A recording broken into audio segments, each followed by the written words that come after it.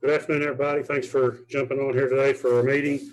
Before we get started, just a little shopkeeping here due to the COVID-19 pandemic. The Madison County Board of Adjustments will be video conferencing this special called meeting live on Madison County, Kentucky Facebook page at Madison County KY and on local Spectrum TV channel 377 in compliance with the Office of the Attorney General, Opinion 20-05. Ralph, whenever you're ready. Thanks, Bert. We will now call this Madison County Board of Adjustments Thursday, August 20th, 2020 meeting to order. Please call the roll. Chris Cooper. Here. Angie Barnes. Present. Valerie Himes. Here. Mike Mavity. Here. Ralph Oliver. Present. Before we get started, if you give me just a minute, I wanted to acknowledge that we do have a new board member with us tonight to replace Mr. Rogers that we lost a couple months ago. Mike Mavity. Mike, if you want to just take a couple minutes and introduce yourself to the board and tell us a little bit about yourself. Mike Mavity. I live out on College Hill Road. Been out there 23 years or so. I'm I guess, semi-retired building contractor. I'm trying to be semi-retired anyway. Looking forward to meeting all of you in person one of these days. I'm going to, like Bert said, I'm going to fulfill the rest of Jimmy Rogers' term, and then we'll see after that. But I gave it a lot of thought, decided to join you, and I'll do what I think's right. We're glad to have you and welcome aboard. Ralph, whenever you're ready. All right. First thing on the agenda is approval of minutes. Has everybody looked over the minutes? And does anybody see anything wrong with the minutes from last month? If not, I need a motion to approve the minutes. Make a motion that we approve the minutes. Need a second. I'll second. Call the roll. Angie Barnes. Yes. Mike Mavity. Yes. Valerie Himes. Yes. Chris Cooper. Yes. Ralph Oliver. Yes. Hey, Bert, can Mike vote on these approval minutes or should he abstain? He was not present for that board meeting. He's a voting member. That's his choice whether he wants to abstain or not. Okay.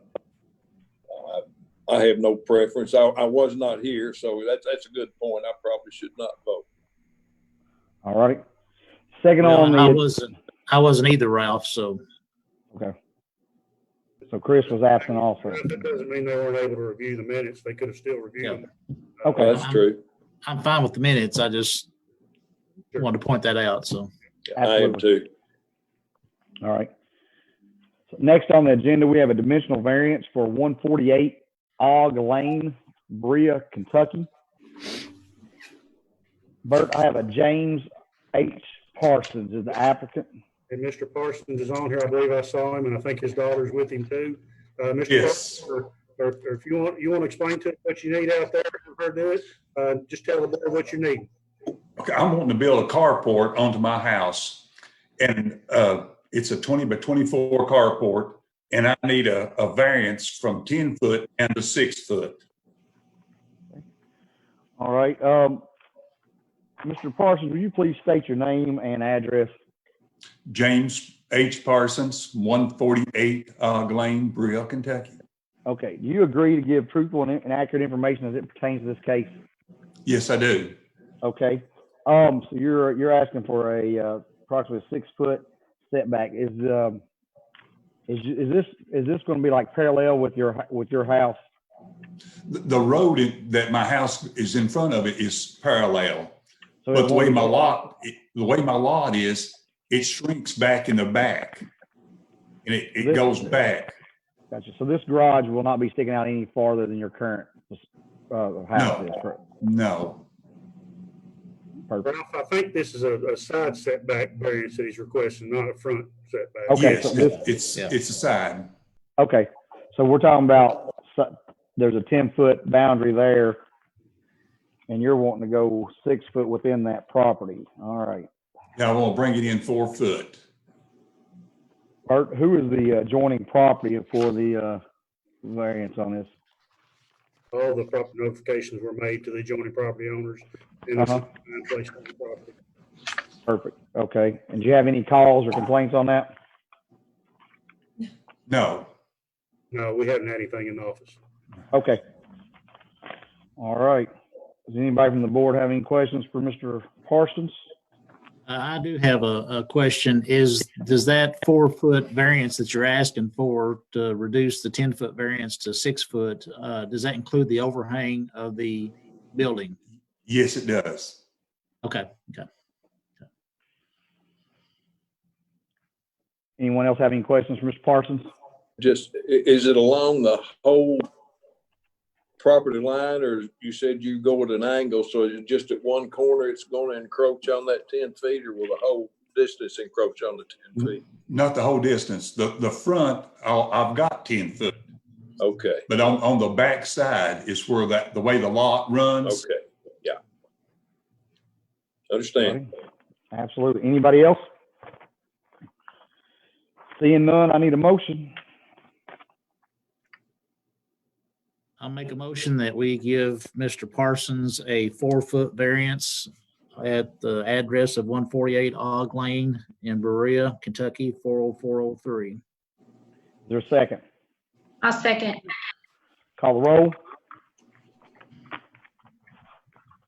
Mike Mavety, Yes. Angie Barnes, Yes. Valerie Himes, Yes.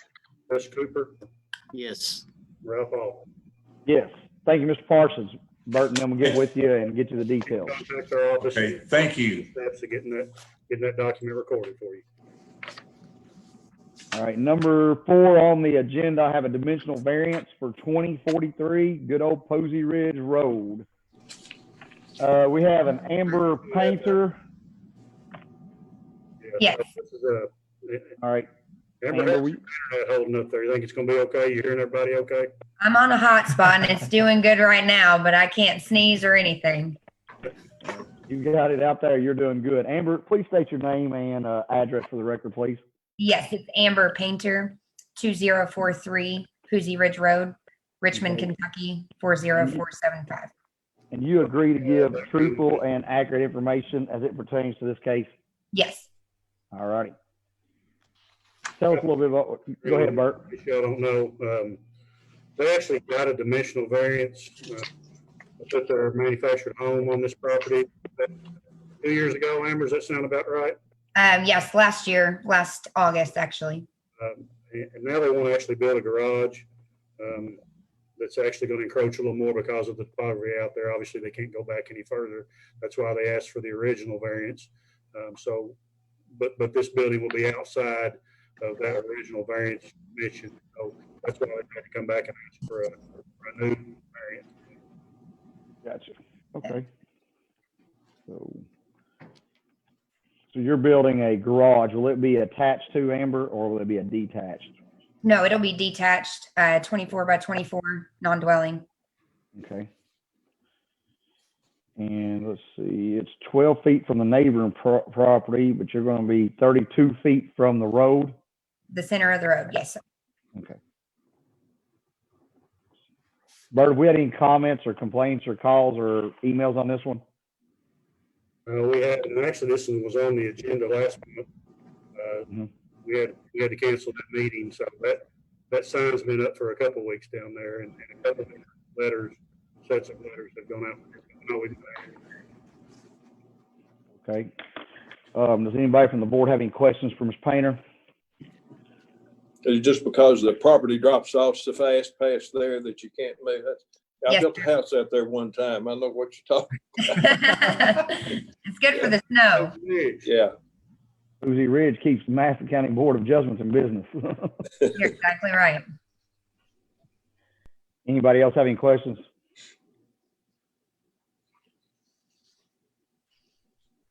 If none, I'll need a motion. Ralph, just to clarify, this is 125 feet because this is a state highway, right? I think so, Bert. I don't think it's not that far out where it's annexed separate, is it?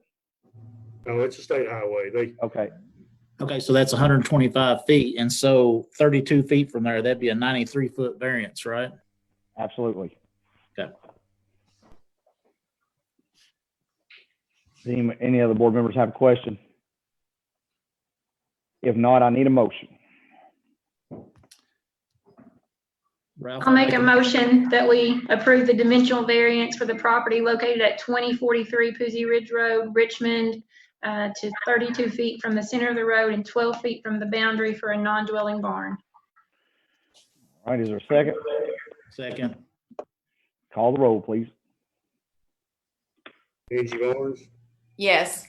Mike Mavety, Yes. Chris Cooper, Yes. Valerie Himes, Yes. Ralph Oliver. Yes, Ms. Painter, Bert, we'll get with you and get everything you need, okay? Thank you. Uh-huh. Have a great one. All right, well, we got through the hard ones. Now let's get this easy one. Number 5 on the agenda, we have a conditional use permit with multiple parcels, Red House Road and Three Forks Road area. Bert, I'll let you take over for a little bit. Ralph, if I might first, I'm going to have to withdraw from consideration and voting on this matter due to an financial conflict. Okay, Thanks, Valerie. thanks, Valerie. So, y'all, you've had your packet for this last week. You probably had a chance to review it. You probably have a lot of questions. At this time, I think what we'll do is we'll just turn that over to the applicant and their representative. Adam, if you kind of want to just take it from here and begin your presentation, and we'll just go from there.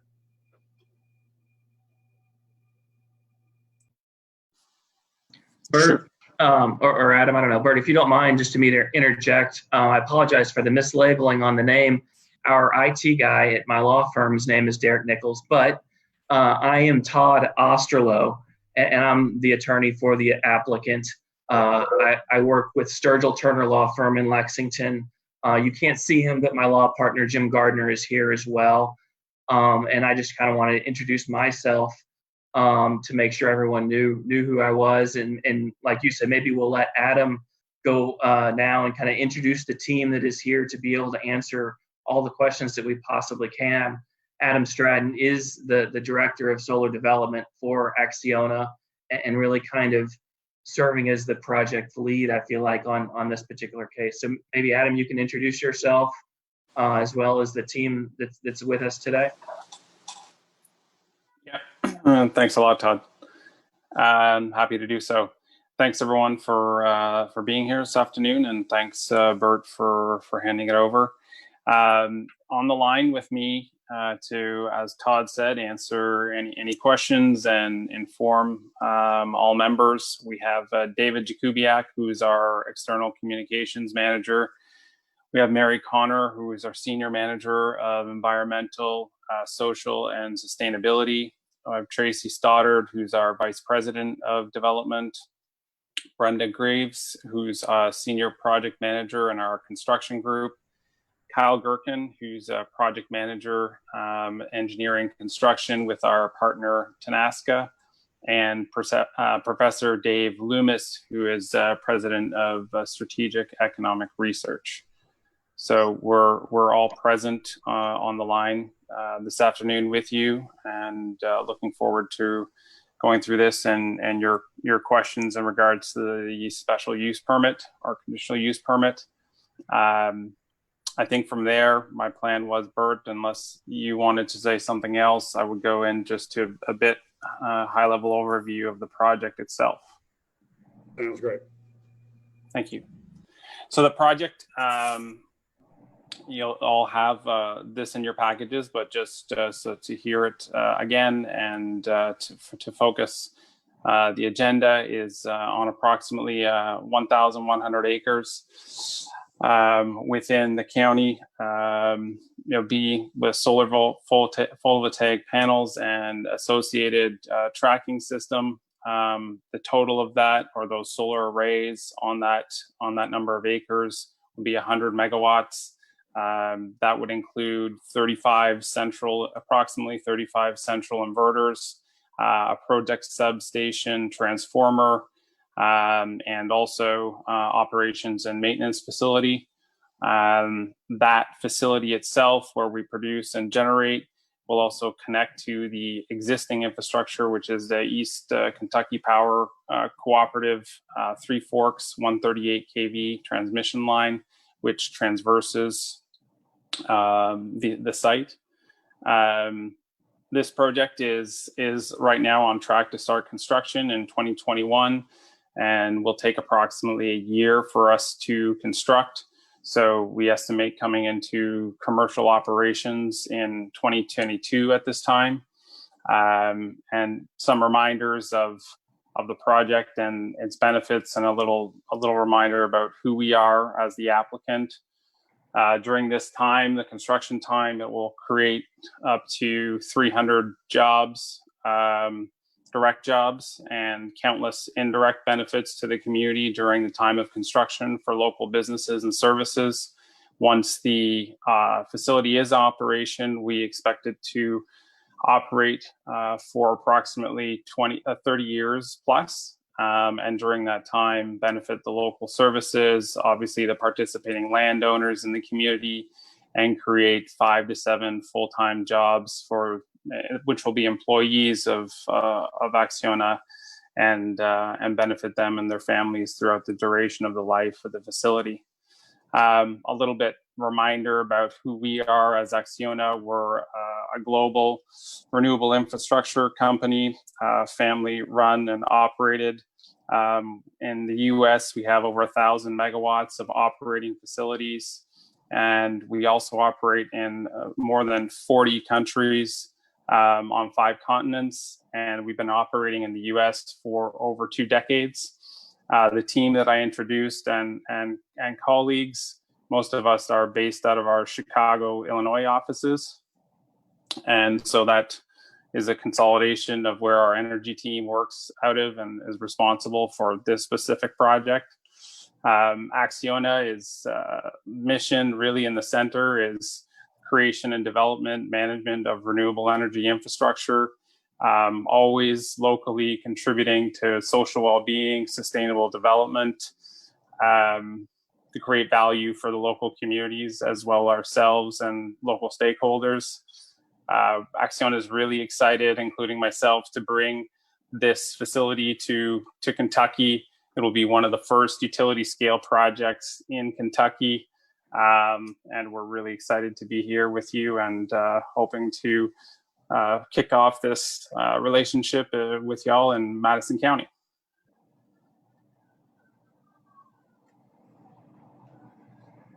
And I guess maybe to build on what Adam has said, just so that we're clear, we're obviously asking for a conditional use permit. There's approximately 22 parcels. Maybe don't hold me to that exact number, but that's what I think I counted. Those are identified in the application materials. And they're all zoned agricultural, some sort of -7, whether it's R7 as rural agricultural, UC7 as urban agricultural, or C7 as rural community agricultural. And of course, fiscal court just passed their ordinance about 2 months ago, was it? Let's see, ordinance 20-17 that would allow commercial solar energy facilities as a conditional use in those zoned properties, with, of course, your approval. Thanks, Todd. And Bert, I know that I think you had received maybe some email comments that you indicated you'd want to discuss here today. I did. Do you all want to get into any of the details now, or would you rather make that part of the answering part of some of these questions that I've got on these emails? Or I kind of thought that y'all might want to present your, how this thing's going to lay out and look. And that would probably answer a lot of these questions. Or we can do it. We can read the emails now and let you all just kind of respond to those as you see fit, if you'd rather do it that way. I mean, I think I'm good either way. Adam, do you have a preference? Yeah, I'm fine to do it that way. I think we've been successful in addressing concerns to date. So yeah, Bert, I'm fine. I know that you've got to go through the letters, as you said. So So the way we did this was, when we advertised this meeting, obviously because of the pandemic and the world we're living in right now, we couldn't have this meeting in the courtroom or face to face like we would have liked to. Yep. We obviously want the public to be able to ask questions and to be able to offer their comments and be a part of this process, as they are a part of that community. So at this time, I'll just start reading these emails. Y'all bear with me, because last count, I think there's about 30 of them, and some of them are a little long. If you just want to kind of take notes as I go along and get to the questions that you can, and then we'll go from there. Hey, Bert, right before you get started, if the board members don't care, if you guys would get your list of Madison County Board of Adjustments, the adjoining property list out, and as Bert is identifying these people, could you notate whether they are a adjoining property or a farmer, just for our records? That way, and we can also notate these questions. That way we can sort of get a percentage of how many people that do have an adjoining property, commenting. Just add to that, Ralph, that some of these emails and letters aren't coming from adjoining property owners. They're coming from other people in the general area down there, but Absolutely not necessarily a contiguous property. Okay. I'm going to read them verbatim, so if there's a typo, it's not my reading. Just want to put that out there. I have to take a break to drink a drink of water. Y'all just have to bear with me. We are submitting in writing our concerns about the proposed conditional use permit for the properties near our home on Red House Road. This vicinity has already endured the construction of a pumping station, a gas transmission line, and the construction and operation of the sewer treatment plant on Otter Creek. Now we are potentially facing being surrounded by 250,000 solar panels and the transmission of the solar power generated to a power grid. Our main concerns are as follows. Where will the transmission line from Butcher Ridge Farm LLC at 2255 and 2103 Red House Road cross Kentucky Highway 388? Will it be overhead lines or underground? According to various studies regarding high voltage transmission lines, the safe distance from these lines is generally thought to be 600 meters, 1,968 feet. The International Agency for Research on Cancer regards as sufficiently well established to rate extremely low frequency magnetic fields as a possible human carcinogen. One study showed an increased risk of 23% for leukemia for children living within 200 to 600 meters of the lines. There are other possible health issues related to high voltage power lines, such as brain cancer and fertility problems. These issues certainly affect the property values of homes near the transmission lines should the homeowners decide to sell.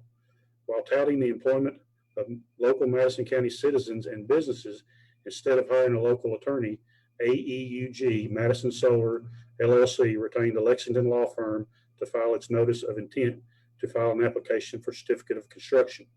I have attached a copy of that letter to the Kentucky State Board of Electric Generation and Transmission Siting, referring to page 2C, which reads in part, the street address of the proposed Madison Solar project is 2146 Red House Road, Richmond, Kentucky, 40475. While we are not happy to be surrounded by solar farms, we strongly object to any commercial building or place of business at 2146 Red House Road, as this is right next door to our residence at 2140 Red House Road. This would invariably lead to increased traffic and noise in that location. For the reasons listed above, we ask that the Board of Adjustments consider the concerns of the local citizens when voting on the conditional use permit. Would you want this next door to your home? Thanking you in advance for your consideration of this matter, Tommy and Linda Rice. My name is Cynthia Boggs. My husband and I own property at 2105 Red House Road. Our home sits 10 feet from the property at 2103 Red House Road that is listed in your agenda. We strongly object to solar panels being placed beside our home and are very concerned about what this would do to our property value. Are there any restrictions that distance these panels from homes and road frontage? Sincerely, Cynthia Boggs. To whom it may concern, I'm a resident of Red House Road, and I wholeheartedly object to the installation of solar panels to the land surrounding my home. It will serve only to devalue the properties of residents with smaller plots of land while the rich get richer. The views from these houses will be ruined by industrialization, destroying the countryside living feel that brought my family to Madison County. Furthermore, this project will only truly benefit people outside of this state in New England, people who have been exploiting the South for our beautiful land and abundance of resources for as long as this county has been around. Please say no to this proposition and keep Red House beautiful. Thank you for your consideration, Jamie Boggs. Pension Planning and Zoning. I am writing in opposition of the proposed large-scale solar farms for Madison County, Kentucky. This would be devastating to the beautiful landscape in our county. This is one of the primary reasons that we purchased our home here, and not only would it negatively impact the nearby property values, it would be heartbreaking to look out from our hilltop home and be blinded by a commercial solar panel operation rather than the serene pastures that we have come to love. This would have a major adverse impact on the landscape for many of us in the area. Will those of us not directly profiting from this proposal, but at risk of losing substantial property value, be somehow compensated by the solar company? It isn't just going to be solar panels low to the ground. It will include transformers, inverters, buildings, satellites, CCTV towers, security fencing, etc. It is concerning to lose so many quality farming acres for a committed period of 20 plus years. We need renewables, but we need them to be sited with forethought and care and not random opportunism. There are many suitable places for solar farms, but they do not include beautiful countryside and good arable land. Arable land used for solar panels also means land cleared for farming elsewhere, and that will negatively impact our local environment and wildlife. Especially with the turmoil we are facing in 2020, we cannot be confident that this land will not be necessary to sustain us in the following decades. At a time when many are already suffering from multiple factors outside our control, the timing of this proposal and vote is especially upsetting and inappropriate. Sincerely, Jessica Banks. Greetings. Please include the following comments, concerns, and questions for the hearing scheduled on Thursday, 8/20, regarding the possible solar facility installation in Madison County. I am a resident of Red House Road. There are multiple appealing aspects of the residential areas here, including but not limited to agriculture, picturesque views, and privacy. How will the installation of the solar facility take these into account as to not devaluate our properties? How has this company taken solar panel glare into account? Have any analysis been done to determine the effects of the glare, particularly for residents and drivers on Red House Road and Union City? Where will the entrance and exit points be located? Will Richmond Utilities residents benefit from the solar panels' energy? Who and where is the target of the solar facility's harvested energy? Thank you, Sherry G. Questions regarding the proposed project. Visual concerns. Number one, prior to the approval of this project, will there be schematics locating array placement, allowing residents to understand the visual impact it will have from their properties? The online presentation mentioned native grass plantings as a visual buffer that won't grow above the panel height. Number two, knowing the topography of the proposed location is rolling to hilly, how will it be possible to obscure the visibility of the panels from a vantage point either above or below an array? Number three, 2146 Red House Road has been listed as the local address for the project. What will take place and what will be located on that property? Economics and motivations. Number one, what are the local benefits of bringing this project into Madison County for the residents accepting the land lessors? Number two, what will this project do for the community economically after the build out? Number three, one of the benefits to MadCo touted during the presentation was the hiring of local residents and using local businesses. It appears a Fayette County law firm has been hired to handle the approval process. Does local mean MadCo or the general area will have some employment opportunity? Will the quote solar farm be tax generating or produce other revenues for MadCo? If so, what are the projected monies generated from the project? Are the landowners, lessors subject to an increased tax valuation by moving from agricultural zoning to a commercialized use of their land? Does Acciona intend to build and operate the project for the entirety of the projected usable life, 40 years, or is it a build and sell operating model? Number seven, finally, there is never a project that is all upside without negative attributes. I'm curious what Acciona might concede to be the downsides for MadCo should the project be approved to move forward. I sincerely hope that the board tempers their decision for this proposal by placing all Madison County residents foremost in their decision process. The board should be assured about the minimization of visual pollution within our pastoral countryside and that it will be a value-adding proposal to the residents as a whole and not just solely the few whose land is being leased.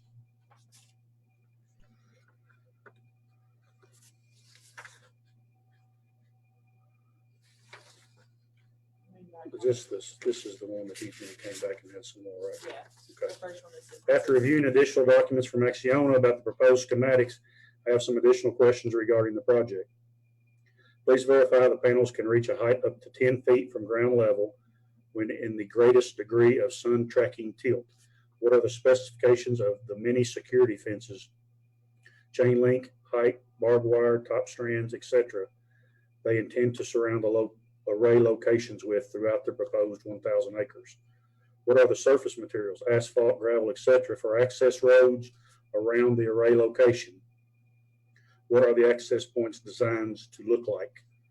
Based on these details, how do you feel the board feel this will look, and is it something you would like to live by or see on a regular basis or deal with if you were trying to sell property if neighboring?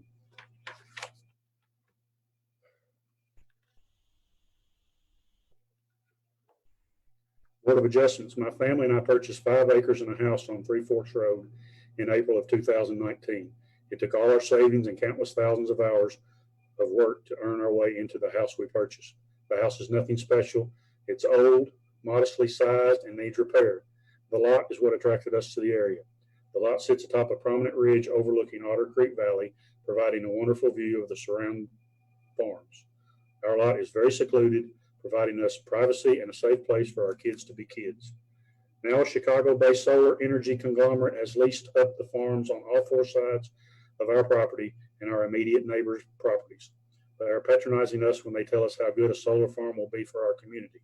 They say 300 jobs, well, for the first year, then only 7 full-time jobs for the next 30 years. They cannot or will not tell us how far off our property line their equipment will be.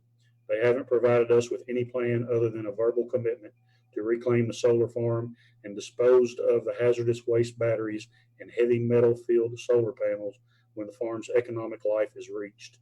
The economics professor representing the solar company tells us solar farms do not hurt property values and may even help because of the money that will be invested in the community.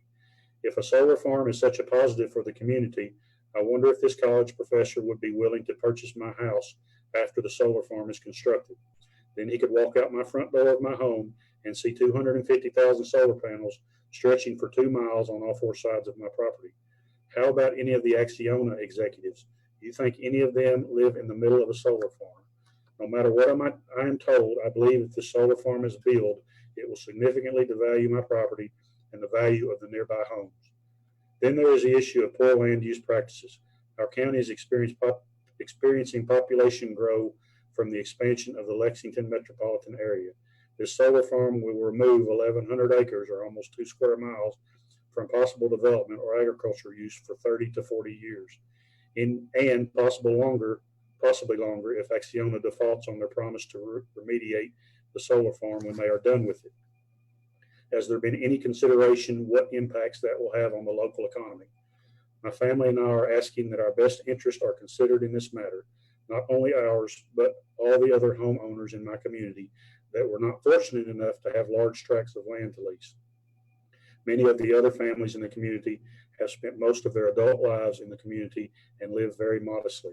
Their hard work should not be punished in exchange to reward an alternative energy company and a few large landowners who will benefit from the solar farm's existence. Kyle and Candace Logan. Dear Madison County Board of Adjustments, I am writing to voice my objection to a conditional use permit being requested for a solar project in the Red House Road in the Red House areas of Madison County. My wife and I purchased our small farm more than 25 years ago to raise livestock and enjoy the beautiful countryside with peace and quite associated with living in the country. We work very hard to keep our place looking good and be good neighbors to those living around us. In the last few years, the county, city have changed our environment by allowing the construction of a wastewater treatment plant directly behind our property and a new gas combustion plant not far down the tracks within visibility of our land. There was very little to nothing we could do to stop this intrusion. I retired last year from Kentucky Utilities, so I understand the need for solar energy and support the concept where it makes sense. I do not understand or believe that 1,100 acres are needed to cover any type of solar demand or reliability in Madison County. I would like to urge you to deny this request. Our property has likely been devalued already by permits allowing the above noted facilities, so solar panels or substation construction will not do anything but continue this depletion of value, regardless of what those desiring this project would like you to believe. Please put yourself in our shoes and understand the reasons we oppose this project. If the county truly needs this type of energy, there are probably better locations with much less land required to fulfill the need. This is the first time I have gone on record to voice objection for anything the county has considered. However, this request is important to my family for today and the years ahead. Please deny this request and allow us to continue enjoying farm life as it was intended. Thank you sincerely, Tommy Masters, Richard T. Masters. Judge Taylor, thank you for taking the time to speak with me a few minutes ago concerning the planned solar energy farm that is being proposed in my district. This email is in follow-up of our conversation that you asked me to send you airing my concerns. First and foremost, number one, I feel that our area has become a dumping ground for various utilities that have been placed in the Red House Road area. The city of Richmond constructed a sewer plant on Otter Creek that benefits none of the county residents in our area and placed there with no public hearing or opportunity to voice our concerns or opinions. B, the placement of 2 electric transmission lines by East Kentucky Power, also without public hearings or comments. C, the gas transmission compressor station off Hackett Pike that, as far as I know, services no one in our district. D, and now a proposed solar energy farm being placed on 1,100 acres along Red House Road, which I am sure a large part will be visible to area residents and landowner and of no benefit to many of our neighbors, since many are served by Kentucky Utilities Electric. The additional construction congestion, pollution from construction, increased traffic, noise from construction, and wear and tear on the narrow roads leading to the construction sites. I'm also concerned that if the project should ever be abandoned before or after completion, if the applicant is required to purchase a bond for reclamation of the sites in the event it is no longer operable. If not, who pays for the cleanup and restoration of the sites? It would certainly be a blight on our area if the sites were left unattended and uncared for in such an event. This is a beautiful agricultural community that all of the citizens take pride in and have made considerable investments in our properties, but it seems we have no input into the added defacing of our community. I ask you if this conditional use permit meets all the Kentucky Revised Statutes, specifically KRS 100.237, Title 9, Counties, Cities, and Other Local Units, Chapter 100, Planning and Zoning, Board of Adjustments, Conditional Use Permits, which states for conditional use permits to allow the proper integration into the community of uses which are specifically named in the zoning regulations, which may be suitable only in specific locations in the zone only if certain conditions are met. Is this project comparable to agricultural use just because it is called an energy farm? I think not, and so do many of my fellow neighbors and landowners. I would appreciate your strong consideration of these comments and also ask you to share these concerns with Fiscal Court, Planning and Development, and Board of Adjustments. I urge you and all the other county entities reviewing the conditional use application to please deny this request in order to stop any continued encroachment of unwanted and non-beneficial projects to the Red House Road area. We want our portion of Madison County to contribute to the beauty and tranquility of our county, as do you, and we can't enjoy what we now have if we continue to mar it with such projects as the one proposed. Respectfully, Dan C. Reynolds. Dear Mr. Thomas and the members of the Board of Adjustments, I'm writing to you on behalf of my parents, Earl and Joyce Campbell, who do not have internet and or email access. This is in regards to their opposition concerns of the proposed conditional use permit for a solar energy farm that will be near their residence on Three Forks Road. They are both lifelong residents of Madison County and have lived at their current location for 46 years. Their concerns are genuine and valid and should be brought to the board's attention. One of their concerns is that of the negative impact on the environment during the construction and operation of the solar farm. As with any type of power plant, large solar panels will surely have an effect on the environment near their location.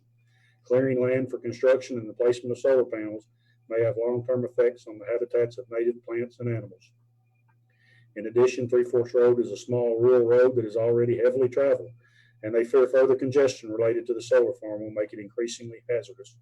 Another worry is that of solar reflection, since one of the proposed areas of construction is directly across the road from their home, they are concerned that this might in some way cause them discomfort and be a nuisance, not to mention the visual impact of the solar farm. They spend much of their time on their front porch looking at the unobstructed countryside. They do not want to look at a field of solar panels. My parents are greatly disturbed by the impact the solar energy farm will have on their property value.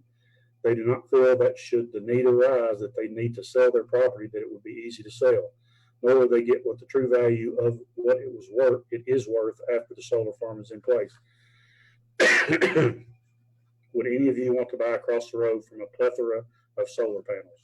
Interestingly, most of the property owners that are considering or have agreed to have the solar farm constructed on their land do not actually reside on said property.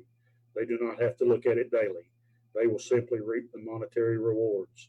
Finally, it is also my parents' understanding, having reached out to some of the members of the board, that members have had less than a week to review the materials that they have received concerning the proposed solar energy farm. Mom and Dad do not feel that it is adequate time for the board members to ensure proper research and consideration to make an informed vote on the proposal. In conclusion, my parents have several legitimate concerns regarding the proposed solar farm as outlined above. Please consider them and the other residents of the surrounding community that the proposed solar energy farm will impact. How would each of you respond if this was being proposed across the road or street from your home? Thank you for your time and careful consideration of this matter. Sincerely, Suzanne Campbell, on behalf of Earl and Joyce Campbell.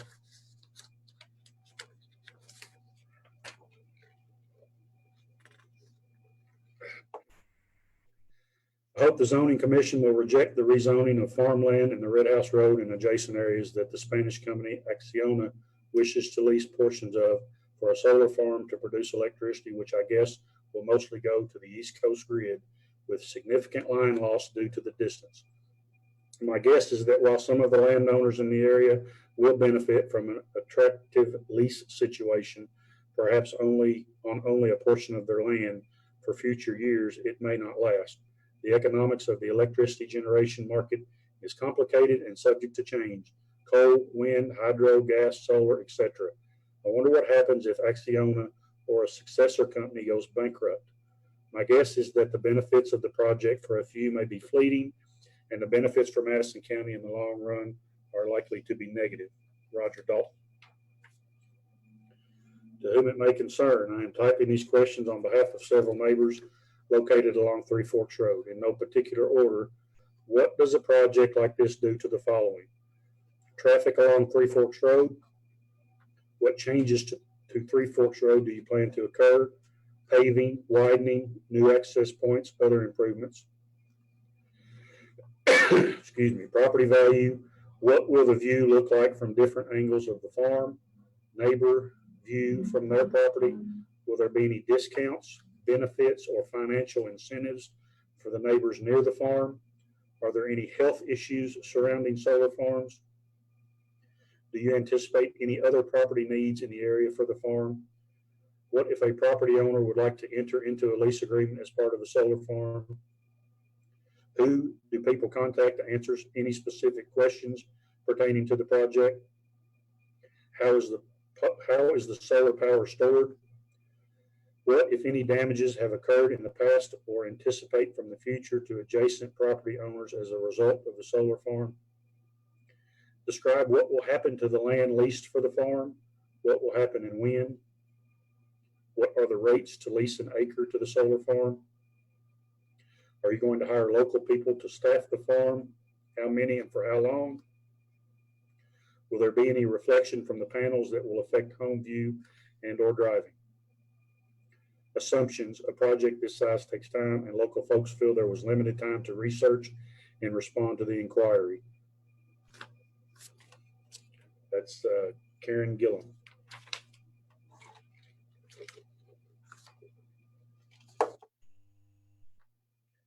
I own property that adjoins property scheduled to have solar panels. The research I have done, all property owners close to solar panels said their property value decreased because no one wants to look outside of their house and see solar panels that create increased heat, temperature, noise levels, glare, TV and radio wave interference, fire hazards, and possible higher radiation. I'm concerned to what health issues will be by living next to solar panels for several years, not only for people, but animals also. In 20 years, will we have a world full of solar panels? Sincerely, Robert W. Tevis. Bert Thomas, Director, members of the Board of Adjustments. We live at 2079 Red House Road, Richmond, Kentucky, 40475. We have some concerns about the conditional use permit for the solar farm project. We don't know much about solar panels, so we hope before planning and building codes proceed with this project that we would be allowed to receive more information on the project. Here are some questions. Does the county have solar panels anywhere else? Do we have an environmental impact statement? Are there any health risks? What are the health risks associated with electromagnetic radiation that will be emitted from the solar panels? Do we have a site plan detailing the exact location of the panels or any structures that are to be built? Who will be in charge of routine inspections? How often will the inspections be conducted? What exactly will the inspections entail? Will this project be inspected by the county or an engineering firm? Who will be in charge of erosion control and keeping the road maintained? Will all of the workers be from out of town or will they hire local workers? Does this company have a certified safety program and do they perform background checks? Last but not least is the fact that these panels are going to replace our beautiful landscape on Red House Road, which we would love to preserve. We are not sure what that will do to the value of our home and properties adjacent to these solar panels. That being said, I respect the rights of my neighbors to do with their property as they wish, but you have to understand that we all bought and sold under the same zoning. We built our houses accordingly, farmed under the same guidelines, and all in compliance and respect to our local jurisdiction. Now we are wanting to pull the rug on those that are affected adversely by the solar farm by changing the original zoning to accommodate those who will profit. Thanks in advance for your consideration of this matter. Sincerely, David and Janet Northern. I am a homeowner on Red House Road in Madison County. I have some questions concerning the planned solar array, which will practically surround my property. Where are the panels equipment manufactured and what type are they? What is the expected life of the panels? Is there a closure bond as part of the permit for default or eventual abandonment of the array? What is the projected cost to return the land to its original state once this project is at the end of its life? Will the taxpayers end up funding part or all of it?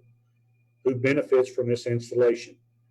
Kentucky already has inexpensive and abundant power as compared to most other states. Covering 1,100 acres of mostly prime Kentucky farmland with a solar array seems like a not so good investment for the greater good of our state or nation. Please comment. What is the immediate and long-term environmental impact of this installation? Regards, Mark Boggs.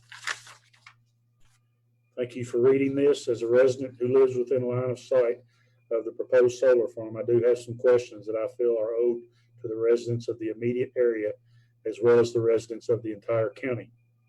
It has been stated in the Richmond Register article about this solar farm that it is estimated that it will bring $120 million to the community. But what cost will the county bear to see this development happen? Three Forks Road is hardly wide enough for two cars, never mind heavy equipment, as it is in a bad state of repair. For heavy equipment to utilize this road, what will be done to improve this road? Who will bear this cost? It has been noted that the bulk of the noise pollution will be during the construction phase of the project, but how long is it estimated that the construction phase will last? During the construction phase, what would be the routes that heavy equipment would use to gain access to the properties? Many of the residential roads are the only direct access to some of the parcels, and they are not built to handle regular heavy equipment traffic.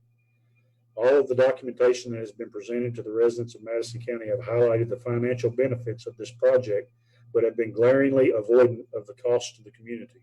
The roadway infrastructure that would be used by equipment to access these parcels is woefully under-maintained, as well as too narrow to not have significant impacts on the residential populations in these areas. It would not only be wrong, but irresponsible of the Planning and Zoning Committee to not present these costs and impacts to the community during the meeting. Without transparency, the community will only grow suspicious of the committee and their personal motivations for seeing this project proceed. Concerned resident Hank Yasick. Madison County Board of Adjustments. As residents and property owners of 1927 Red House Road, we have several concerns about the installation of a up to 450,000 solar panel, 1,100 acre commercial solar farm. We're opposed to this project as we feel it will have a negative impact on our daily lives and our property values. Residents of Red House Road have made a conscious decision to live in this area because of its unique nature. It allows us to live in a beautiful rural setting while still being very close to town. In the 18 years we have lived here, we have been forced to accept changes to our zoning that have negatively impacted our community. First, we were forced to accept the City of Richmond sewer treatment plant and the endless travel of large dump trucks of sewer sludge on our road daily. Then we were forced to accept the installation of the gas compressor plant, which disrupts the view and at times emits sounds that can rock the houses of those nearby. We receive no benefit from these projects, but are forced to bear the negative impacts. Now you are asking us to again bear the negative impact of a commercial solar farm. Our research reveals that this land will be unusable for at least 40 years, the 30 years of the leases, and for at least 10 years after the leases expire. We would like the answers to several questions. Has a bond been secured from AEUG to cover the negative impact on roads and infrastructure? Has an environmental impact study been done to judge the impact on the environment and wildlife? Has the Kentucky EPA been made aware of this project? Will the 200 to 300 temporary jobs that will then be replaced by 4 to 5 permanent jobs offset the lasting damage to the environment, wildlife, roads, and remaining farms and residents of Red House Road? Will residents of Red House Road, aside from the landowners cited on your agenda, see any benefits from this commercial project? Once again, I want to state that we are opposed to this project and want to encourage you to take a stand for our beautiful county, especially the Red House Road area, and ask that you reject this proposal. We on Red House have endured enough. Thank you, Steve and Janice King. Hello, I understand there will be some kind of meeting tomorrow to change the zoning of Red House Road for some sort of solar panel installation. How will we benefit from such a change? Who is driving the zone change? What company? When were we going to find out about it? I would like to know more about what is going on since it affects such a large area around our home. Many thanks, Sheila Edwards. Mr. Thomas, I have questions about this. Who is building this? Where will the electricity be sent? Used locally, question mark. Sent out of state, question mark. Will this lower our electricity bills? Will people in our community be charged higher rates to build this? Why such short notice on this rezoning? Why is no one allowed to speak in person? So many questions. If my opinion matters, I would ask the zoning change not be granted until a public hearing can be held so these and many other questions can be answered. Sean Early. We object to the requested conditional use permit for properties for the planned solar farm. Even though the Red House area of Madison County is not an industrial zone, the facilities continue to be built and have encroached our home and farm of 35 years. We are surrounded by a city sewer plant, a natural gas compressor station, and high voltage power lines. There are also 2 high pressure gas lines running across our farm. Upon reading the letter written by attorneys representing Acciona, there are many unanswered questions and very little information available to the public about this project. The letter written with this application for the permit has vague language that allows for a lot of discretion or interpretation as it relates to the diminished property values, noise, and glare. For example, terms like anticipates, in general, most, insignificant, minimal, negligible, not significantly, as possible, sometimes, or throughout the letter. This does not sufficiently represent the final project as a whole. The public meeting sponsored by Acciona did not provide enough information. It can be said with confidence that it is more likely that a home within view of a solar farm, due to the aesthetics, will probably sell for less. How much less is unknown. We have found no results of on-site surveys or analysis as it relates to sightline, sound, noise, or environmental impact of this farm. Comparing the noise produced by a solar farm to a person-to-person conversation is similar to Tennessee Gas comparing the noise from a 16,000 horsepower HP, I assume they meant horsepower, compressor station to that of a refrigerator, which we have found to be very untrue. Again, we have not been advised about the long-term effect of living near a solar farm, the impact of the health, welfare, or well-being of the residents in the 2-mile radius of the solar panels, the EMFs, or other components that comprise a solar farm. We object to the aesthetic changes to the area. We continue to be asked by the leaders of Madison County to sacrifice the quality of our life. We feel that enough facilities have been built in this area, and we object to the solar farm being built. We also have a few questions that we would like answered. Has the commission contacted representatives and residents from other areas that have similar sized solar farms, 100 megawatts covering more than 1,000 acres of farmland with 250,000 panels? Number 2, what guarantees are there that there will not be any glare from the 250,000 panels? Sun reflection, especially on the higher elevation of the farmland, is a concern. Number 3, solar panels are known to be built with toxic chemicals and components. Have we received confirmation that there is nothing toxic in the panels that would impact the health of the residents in the area or impact the environment? What will leach to the soil and water supply?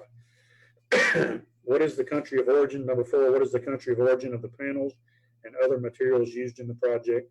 And number 5, what stops the quote low hum from being audible off-site?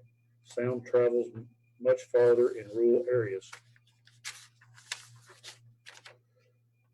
Number 6, power substations are known to cause health issues. What are the specifics on this substation and how close will it be to residents? Number 7, what is the output of electromagnetic EMF frequency? What health or environmental risk or other risk are caused by electromagnetics EMF? Number 8, inverters are listed as part of the project. How many? What health or environmental risks do they present? Number 9, how far will all of this equipment be located from residents? Number 10, are any large towers going to be built on the property? Number 11, does this impact radio frequencies? Number 12, is there any type of mechanical noise from the movement of the panels? Number 13, has a view shed or sightline analysis been conducted? What screening measures are planned for those whose sightline will be impacted or the sightline from the highways? Number 14, maintenance should be an enforceable condition. Will a bond sufficient enough to carry out maintenance over the 30-year contract be in place?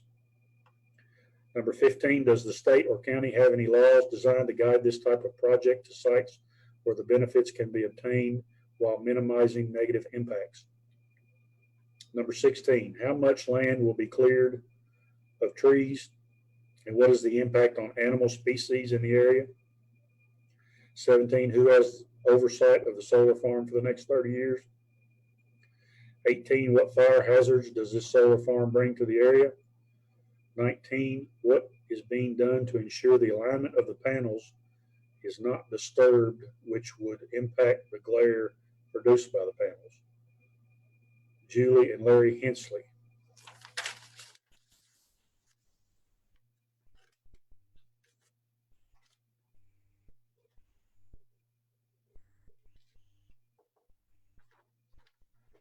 I live on Red House Road and have several questions in regards to the conditional permit use and installation of a solar farm in this area. Number 1, will homeowners be reimbursed if their land is used for setting panels on their property? Number 2, will this negatively impact resale value of the property?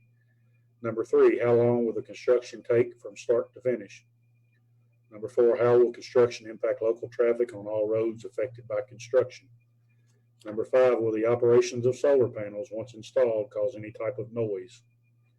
Number 6, what kind of negative impacts on the environment will the panels have? Number 7, how will these panels benefit our community? Number 8, who will be responsible for mowing, weed eating, and maintenance of panels if they need repairs.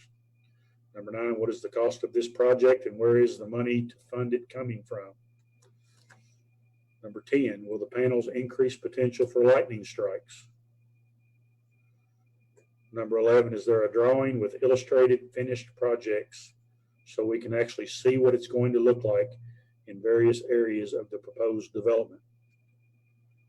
Number 12, is there any danger of being electrocuted by the panels? For example, if a child or pet accidentally came into contact with the panel.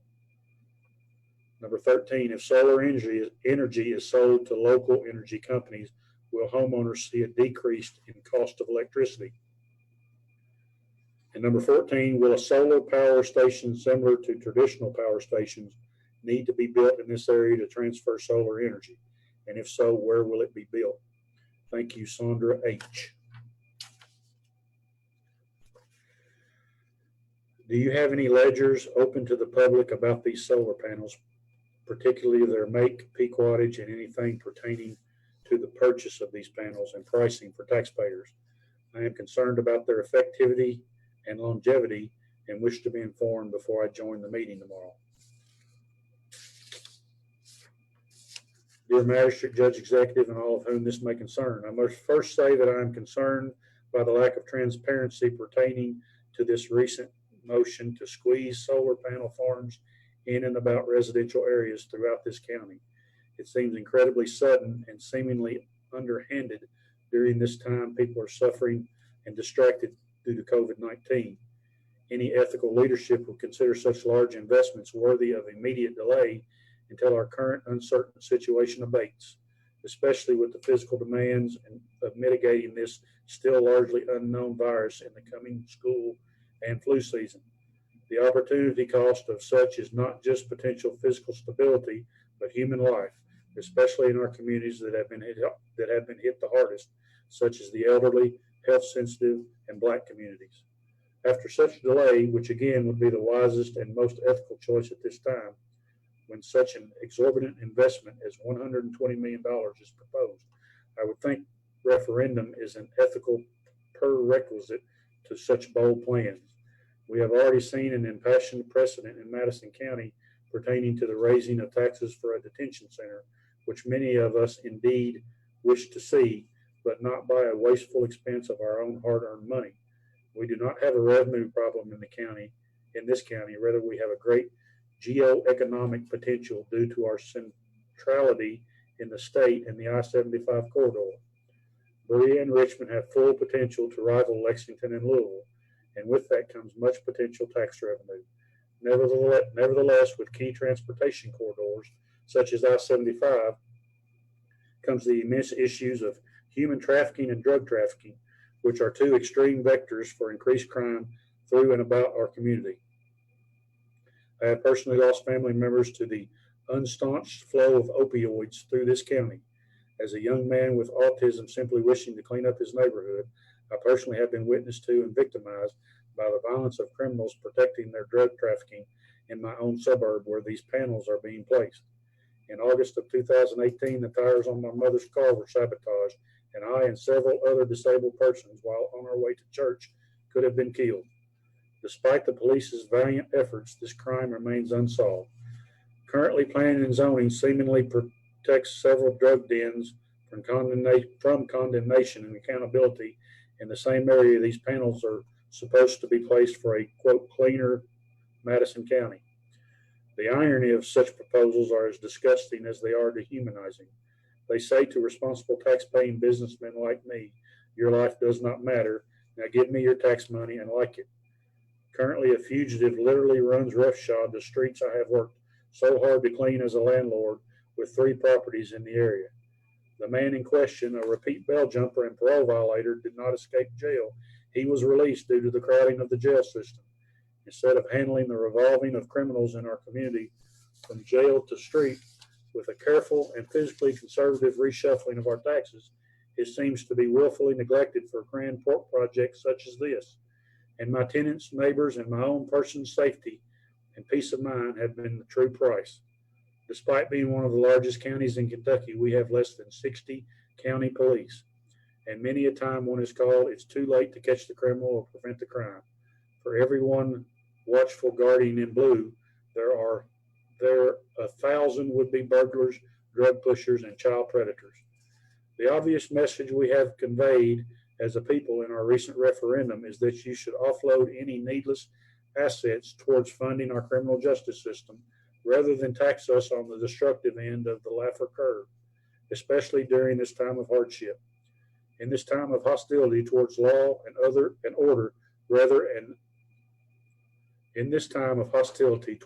order, and economic uncertainty, it seems our legislature wishes to deprive us of needed revenue for our own little microcosm of the impotent Green New Deal without the democratic consent of referendum.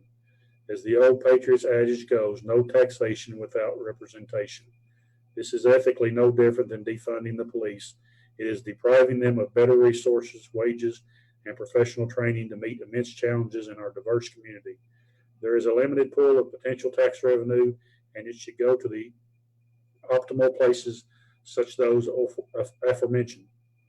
For one, the irony of placing many of these brilliant panels near a suburb called Shady Hills is a grand irony only bureaucrats can muster. Truly, it does not take a postgraduate grasp of physics to see the inanity of solar panels in downcast and shady Madison County, with its dark winters, shaded valleys, thick pollen, humid and rainy days, and towering and leaf-shedding sycamore trees. But seeing the dire opaqueness towards the science veiled behind such proposals, I wish to elucidate why such a waste of not just potential money to protect us during COVID or from crime, but an ineffective means of gathering electricity with its own negative externalities. Firstly, solar panels do not create sustainable energy in comparison to other forms of power such as natural gas. Secondly, solar panels need regular maintenance and are hard to recycle. If mismanaged, they can decay badly, depositing toxic heavy metals such as cadmium in the water table. Thirdly, solar panels are better utilized in democratized microgeneration, and this could have been much better for the people's utilities. These panels are made by a foreign company, Acciona, when they are cheap, high-quality panels from Tesla under $1.50 watt per meter. Why not choose American? I request the magistrates to close any stocks or ETFs that could be connection to Acciona before this is set into motion. I also request that it be shown if anyone profits from leasing land for the panels. Those with a political memory longer than the 24-hour news cycle surely can see history repeating itself here. We have been promised this in prior federal administrations. This plan evokes the failed and long-storied political history of past snake oil energy programs, such as former President Obama's Solyndra.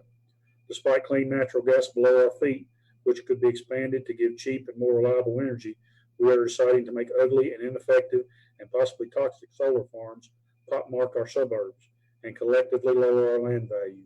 Instead of allocating the $120 million ascribed by the Richmond Register towards this project and the measly 5 to 7 permanent jobs it would create, which would probably not be local residents given the expertise needed, we could solve a variety of problems in our community, create thousands of jobs, and realize several positive potentialities. Here are some prime examples. With $120 million, we could, 1, expand and improve our sewer drainage, the expansion of sewage to North Madison County, improving our strained water system, which had a spike in E. coli in it last year, that it will take to build these brilliant solar panels in the downcast and tree-strewn shade of Madison County to meeting the needs of people during COVID, or the national rise in crime, pertaining to such exorbitant investment with the citizenry money and the possible negative externalities to property value and real estate. Number 2, employ more officers and secondary specialists to increase their accountability. We could pay roughly 1,600 officers and or secondary social workers to ride along with them, all at a fair living wage of $75,000. Number 3, expand our natural gas pipelines to provide cheaper heating for those on fixed income compared to the high utilities under Clark RECC. Number 4, we could renovate crumbling infrastructure, such as expanding dangerous eroded county roads, such as those in Three Forks. We could also create sound barriers to improve everyone's property values and quality of life about I-75. My neighborhood has no fire hydrants still, despite two jokes burning. Safety is more vital than solar. Number 5, pay debts or create an emergency slush fund to hedge against the current recession. Number 6, build a new animal shelter. We have a horrible issue with overcrowding shelters. Each animal euthanized because of this is a tragedy. Each animal on the streets is a health danger. Number 7, build special social centers. We only have one functional homeless shelter in Madison County. I have helped there and got someone out of it to give them a rented home. It's badly, badly overcrowded. We could also create tutoring centers, needed detention centers, and anything we desperately need with this money and more. Number 8, improve our online infrastructure. High-speed internet is the future, and several rural counties are leaving us behind, willing to invest in still potential online business for us. We lose our geographic advantage in cyberspace. Best we hedge our bets swiftly while we have the economic momentum over them. Number 9, purchase dead, abandoned properties mired in judgment. Sycamore Drive is a prime example of this. It is filled with burned out lots no one wants to touch, and it's attracting crime that is a danger to my tenants in the area. Overall, my personal vote is a hard no today, but could be a yes tomorrow. I am very open-minded to green energy. If it can, works physically, optimally, and works for the people. Roger is a hero to me. He has helped me a lot with clean up of my troubled neighborhood, even when my own kin ran against me. I supported him on the basis of his excellent merit. I love working you all and appreciate your time, even if we disagree on this singular issue at any extent. For a better Madison, Jordan Barnes.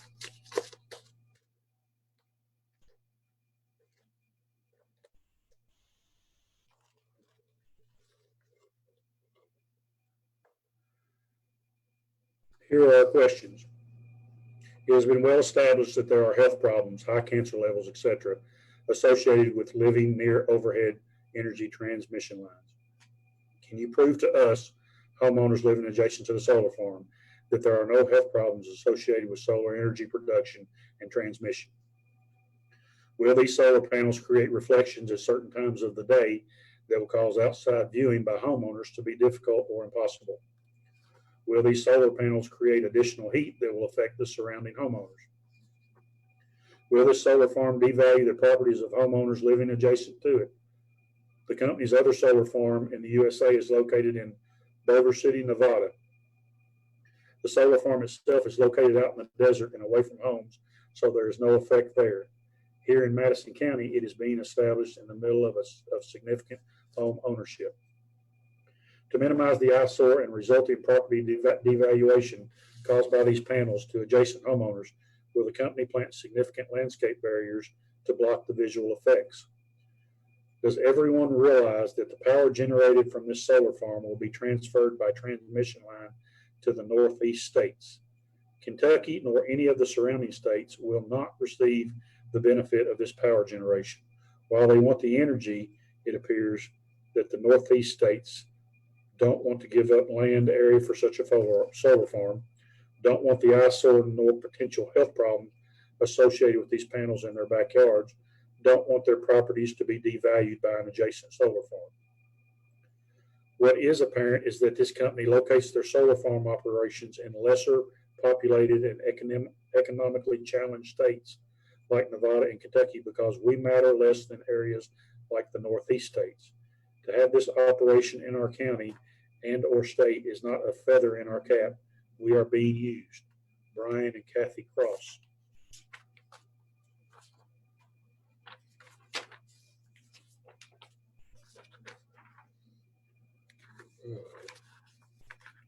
Madison County Board of Adjustments. I would like to formally voice my opinion to the zoning changes proposed by AEUG Madison Solar LLC. My family and I have lived on Mockingbird Hill Drive since 2003. When we purchased our home, we did so with the understanding that land near our subdivision would continue to be zoned for agricultural use only. Now, after paying for our property for nearly 20 years, we fear that our property value will plummet due to the proposed solar farm. I read Mr. Osterloh's letter addressing the issue of property devaluation. Mr. Osterloh claims that current research indicates the existence of solar facilities does not, in general, influence property values of adjacent landowners. First of all, to what research does he refer? Secondly, given that solar farms are so new, I doubt that enough research has been done to make such a claim. Thirdly, who did this research? If it was done by researchers paid by the solar farm industry, we must doubt the validity of their findings. What I know with certainty is this: if I was in the market for a home today, I wouldn't buy one in a neighborhood adjacent to a solar farm. I suspect that Mr. Osterloh wouldn't either. On a final note, I feel like this proposal has come out of nowhere. I only learned of it this week, and I fear that many of my neighbors are still unaware of this situation. Also, meeting to discuss a zoning change that affects so many property owners in the middle of a pandemic when it isn't safe for people to show up in person to voice their opposition comes off as sneaky, for lack of a better term. Sincerely, Scott Tyree. Bert, as residents in our county, are residents in our county going to have the opportunity to express their views and ask questions before a vote is made by our government? It seems 1,100 acres will drastically hurt the Red House area in terms of beauty and farmland. How did this area get chosen over other areas in our county? Are farmers leasing their land, or will the farms be bought out? Thanks, Stacy Kelly.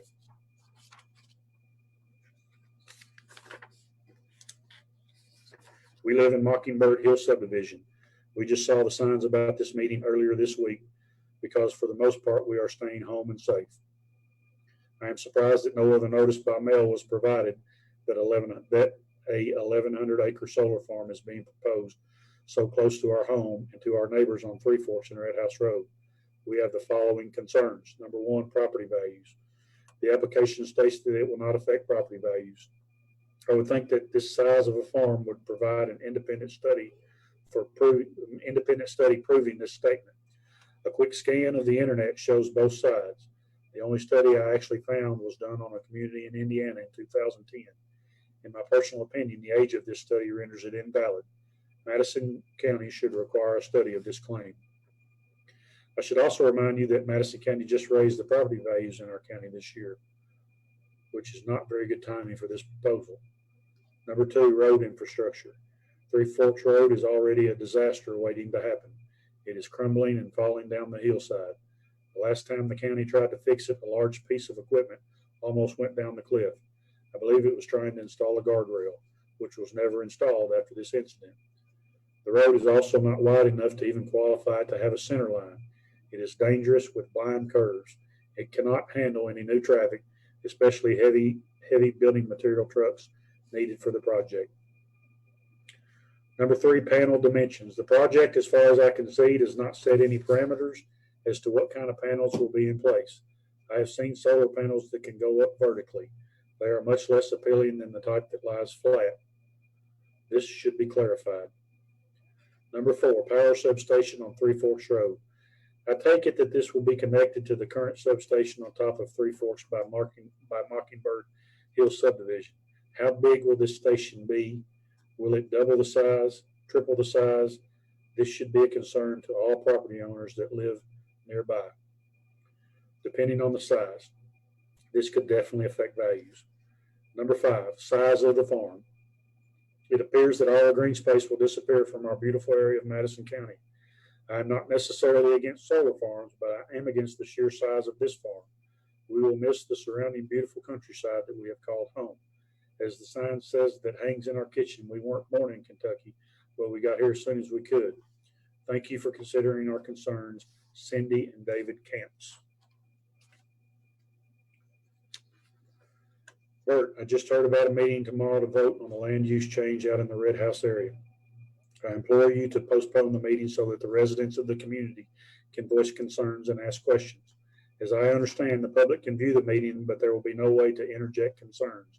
It is just wrong that this can be passed during a time when the public cannot address the committee. My heart hurts for this land. For 50 years, multiple times a week, I traveled that road to go to church. I actually grew up on Three Forks Road through third grade. It's one of the most beautiful places in Madison County. The farmland, the cattle will be no more, and not to mention what will it do to the property value. Surely there are other places in the county less scenic and precious that the solar panels can go. I have ideas of some places, but that's not the purpose of this email. Sorry, I have diverged. My point is to simply ask that the meeting to vote on the land use change be postponed until a later time that it's safe to gather and the committee can listen to concerned residents. Respectfully, LaDonna James Ingram.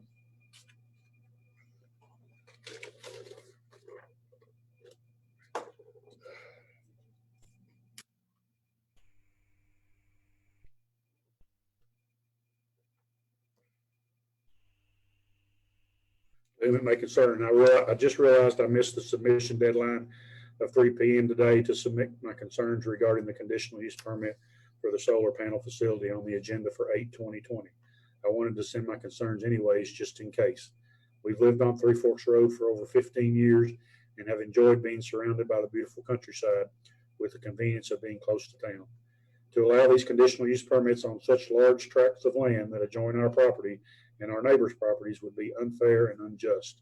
This area is developed with several households, and it would most certainly have a negative effect on our property values and the ability to ever sell, should we decide to. This is a fast-growing, desirable part of the county. To allow this solar panel farm to proceed would be a devastating negative to its growth. Some of the questions we have: why are we just learning of this meeting less than 1 week prior to it taking place? We just received our letter on Saturday, August 15th. What are the local benefits of bringing this project to Madison County for the residents, except for those that have agreed to lease their land? We've been told that the solar energy is not even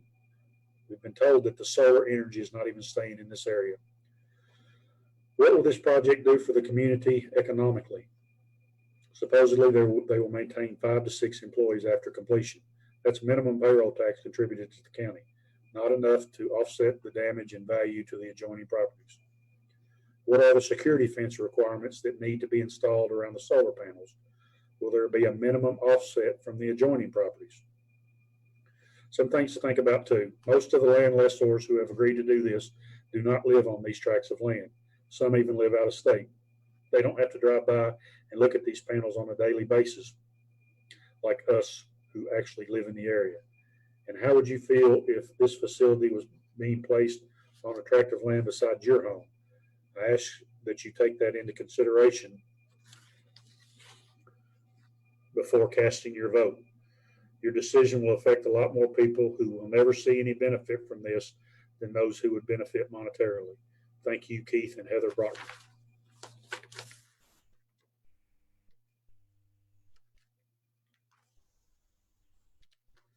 Whom it may concern, I reside at 140 Mockingbird Hill Drive, Richmond, Kentucky 40475. I want to first express that I am a supporter of clean and renewable energy. I believe in global warming. I am aware of the positives that a solar farm can bring to a local economy. However, I am opposed to this proposal. The location of where you develop solar farms is a point of consideration that should be thoroughly examined. This proposed location in question is not the right place for a solar farm. I encourage the Madison County Board of Adjustments to vote against this proposed application for a conditional use permit to build a solar farm. Sincerely, Malcolm Ratchford.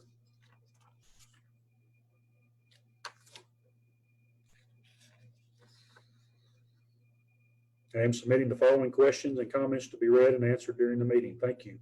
Madison County Land Conditional Use Solar Project Meeting Questions and Comments. Questions number 1. The photovoltaic cells being used in these panels are made, produced, and or manufactured where? What country? Number 2. What is the useful life of these photovoltaic cells? How long will they produce an electron? Do they degrade and produce less over time? Number 3. What happens at the end of the contract in 30 years, if not extended? Will all the equipment be removed and properties be returned to their pristine condition? What happens if the project goes bankrupt or the company goes out of business before the end of the contract with landowners and or the county? Who pays to clean up the mess? Number 5, has anyone on the board or other local government body done any independent on-the-ground research in other communities having solar panel farms? Have you interviewed any of those residents and gotten their opinions after the project was complete and operational? This would be good to ascertain whether it would be good for our neighbors and community overall. Number 6, why was this application, attached letter, and other very limited information just put on the county website 2 days ago for public review? Note, only after forced to do so by citizens. Also, the hard to see clearly preliminary site map produced to a citizen only yesterday. The county website states boldly that transparency is very important to them. This is not transparency.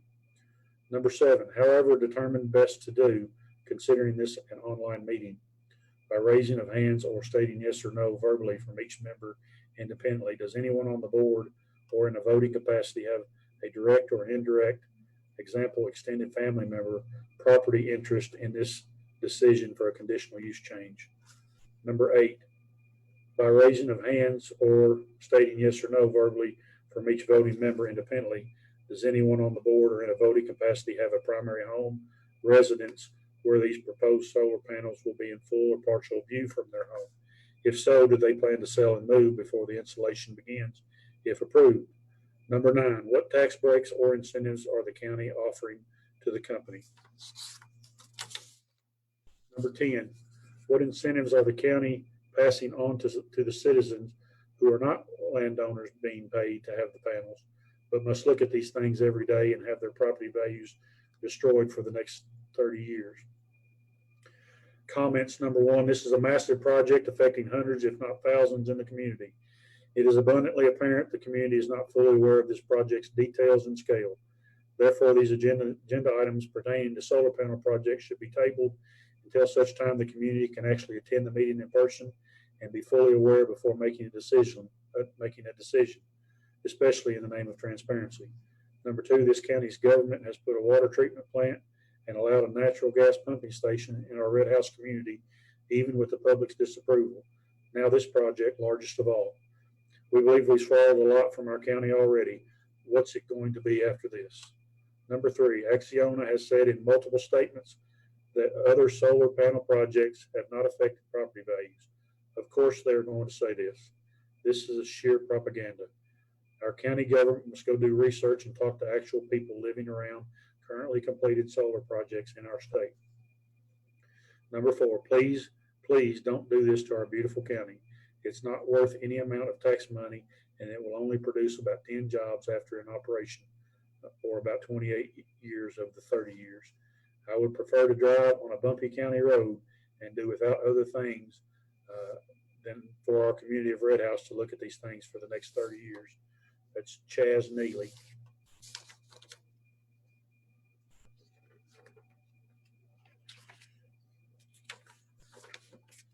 About there, about 5 more looks like.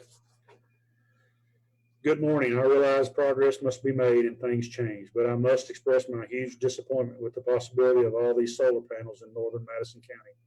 I grew up on Three Forks Road.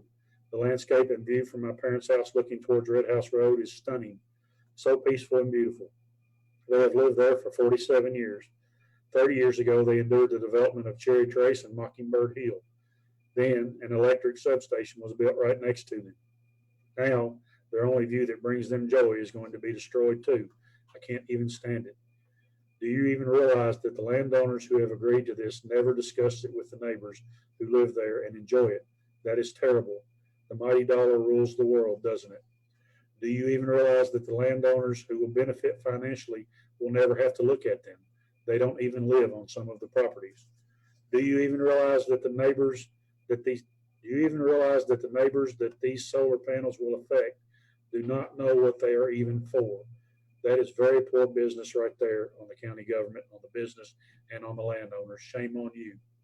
Please, please, please do not allow this to happen in one of the most beautiful areas of Madison County. There's no going back if this decision is made, and that is just awful. I have never written a letter like this in my life.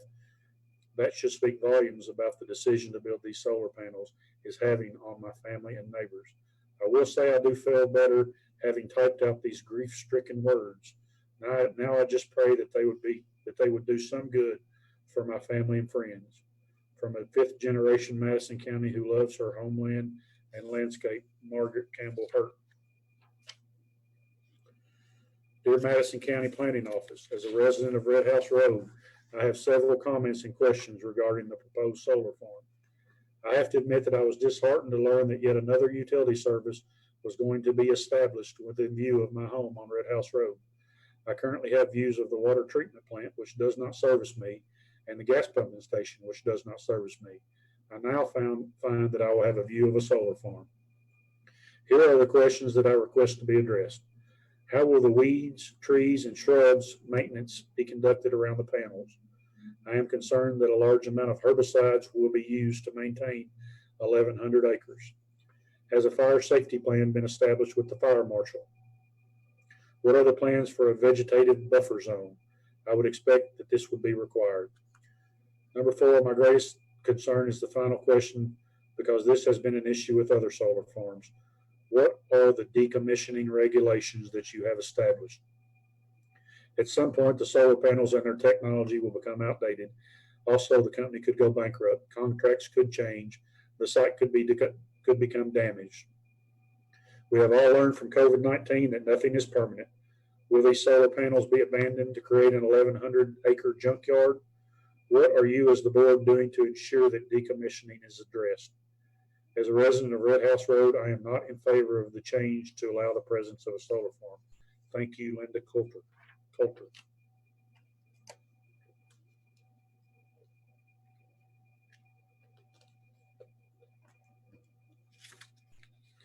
To whom it may concern, my family and I moved to northern Madison County for multiple reasons. It is beautiful, secluded, and gives the feeling of being far out in the country without having to truly be.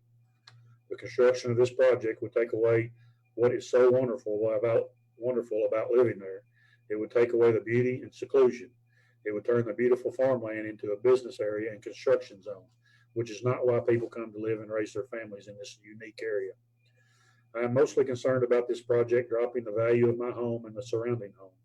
I did read in the provided documents that the results from previous studies showed there was no evidence that solar farms would decrease the value of a home. I would like to be provided these studies to read further because I'm skeptical about how many studies have been performed about this subject. The company who is proposing this is not from the area.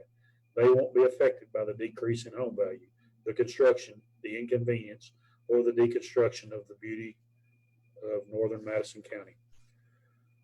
I also don't truly believe that solar power will be used mostly for Kentuckians as stated in the provided documents. If this was the case, it would be the only positive about this, but there are plenty of unused farms in more rural Kentucky that low-income families would be happy to lease, although I'm sure that location is inconvenient for energy being sourced out of state. Of course, a project like this all boils down to money. I'm sure the owners of the land will be making a large amount while the community as a whole will suffer. I hope that the opinion of the community truly matters during today's vote. I hope this vote does not pass for my family, friends, neighborhood, and community. Sincerely, Shelby Strong. To the Board of Adjustments, I appreciate your willingness to listen to the concerns of citizens and help get our questions answered. I am a lifelong resident of Madison County and have traveled Red House Road most of my life. I attend Red House Baptist Church as well as reside on Red House Road and plan to live there the duration of my life. I am a property owner that lives adjacent to a landowner that will have these solar panels installed on their property. I will be able to see them from my back porch, what is currently a beautiful view of rolling hills. I am in no way opposed to solar and recently had solar panels installed on my home, which now cover most, if not all, of my monthly electric bill. I try to be a forward thinker and am supportive of our community using more energy efficient resources. My question is, what benefit will this be to our local community that is Madison County? I see how the landowners will benefit, but since I will be looking at these most every day for the rest of my life, I would like to know what resources and energy savings our local community will receive. Thank you, Ashley Oliver.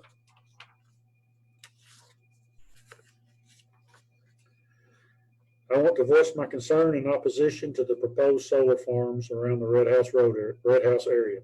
These eyesores are going to destroy the value of our homes and farms that we have spent a lifetime acquiring for the benefit of only a small few of the wealthier landowners.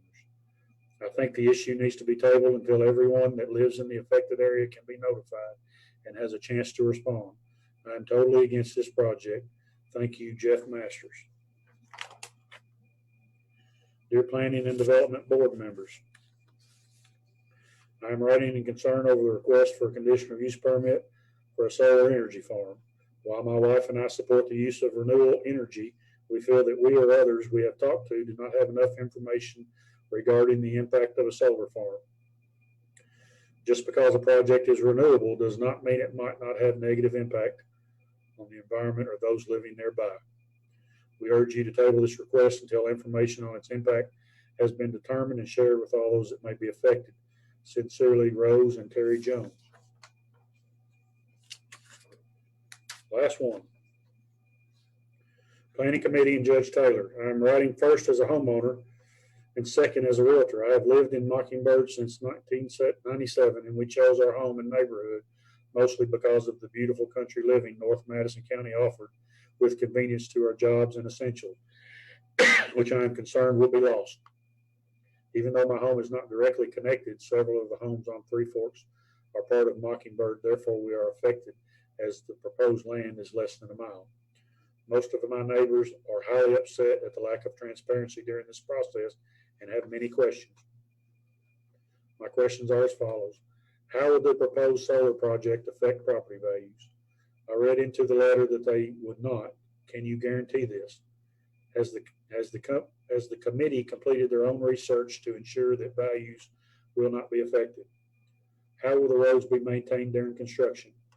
Three Forks is already not maintained or safe for cars, much less construction vehicles, as the road is crumbling and breaking off at the top of the hill with no guardrails and barely passable for two cars. It is also my understanding that our county will not benefit directly from the energy produced, but will be sent somewhere in New York. Can this be confirmed? What are the benefits to our county other than tax money? Thank you for your time and answering my questions. Respectfully, Gina Epperson.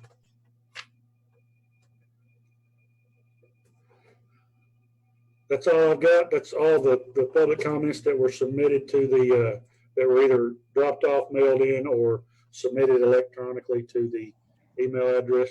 Ralph, if we've got a few minutes, I think it might be a good idea here maybe to take a 10-minute recess or so, give the applicant time to maybe get ready to answer some of these questions, give the board time to maybe go over their questions, and give me time to get my voice back. That'd be all right. Absolutely, Bert. We can do you want to do a 5-minute recess? I've got 4:39 right now. We'll come back at 4:50. That'll work. Any objections to that? None from us. Okay, we'll see you all in about 10 minutes.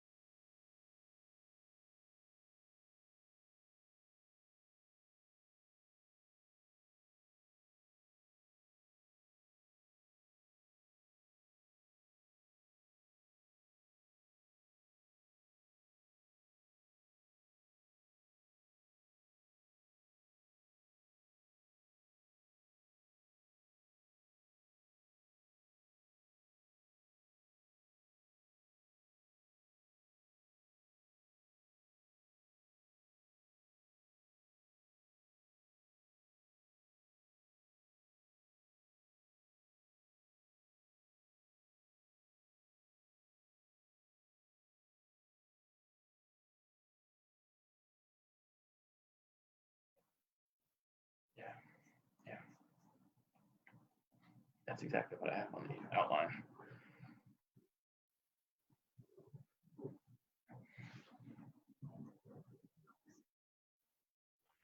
Looks like we're good up and going on Facebook now. So Todd, you want to, or Bert, set it up? Do I need to You have audio coming through that feed. That was the problem, I think. On the Facebook feed, is the audio coming through? Audio showing up in the Facebook will help the screen. Okay. Is that All good? right. All right, it looks like we're good. Okay. I think we're good, David. Sorry about that. Okay, and yeah, so if anyone didn't hear before, I was just introducing David Jakubiak, and I know he took a lead role in the community outreach that we've done. So I was just going to turn over to him to talk a little bit about what's done prior to this meeting. Yeah, and first I want to thank the board for meeting today and for arranging this call and putting it out on Facebook. I know doing this during the time of COVID is not easy. And so I wanted to talk a little bit about what we have done to try to engage the community so far. This outreach began initially in mid-July when it became clear that we were on a timeline set by the KSB where we needed to hit some deadlines along this process. So the first thing that we did was we sent an introductory letter about who we are and what our plans were for the area. That was a mailing that was sent out to all of the participating landowners as well as all of the adjacent property owners. We included in that an invitation to what we call a drive-through barbecue.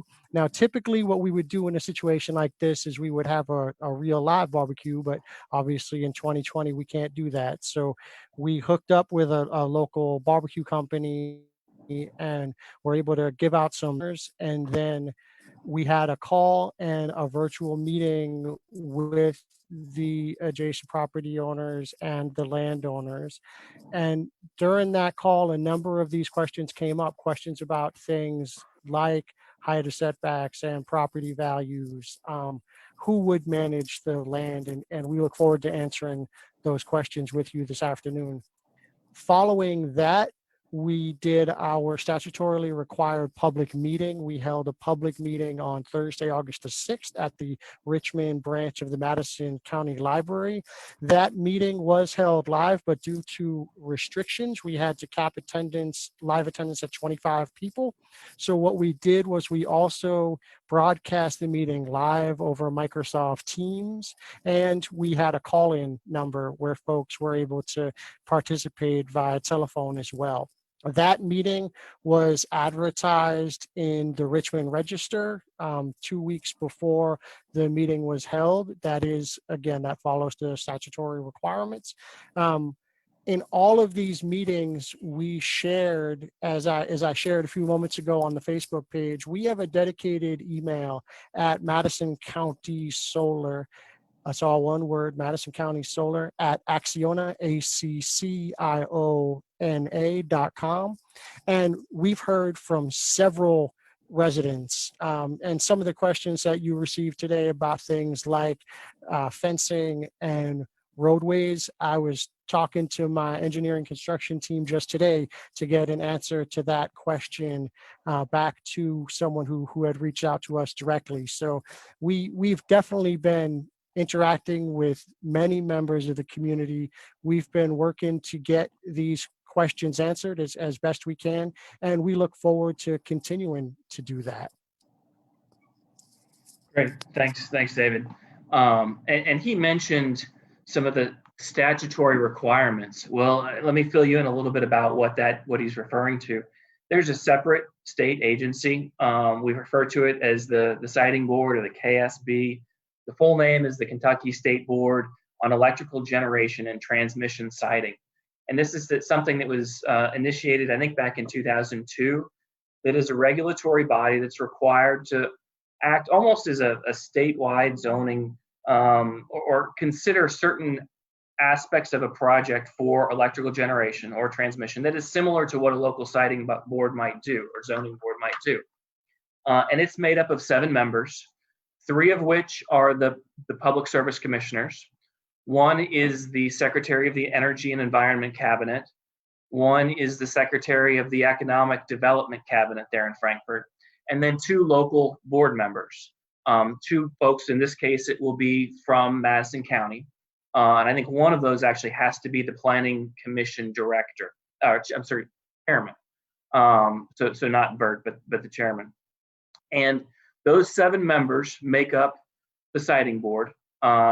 If this project were located somewhere else, there would be the same first 5, but then 2 other local members from Fleming County or Garrett County or wherever it might be. And what that board is charged to do is to look at several aspects and either approve with conditions or deny the siting of an electrical generation facility, including a solar generation facility like what we're proposing now. And let me give you some criteria as to what they're looking for and what the statutory obligation is for them to look at.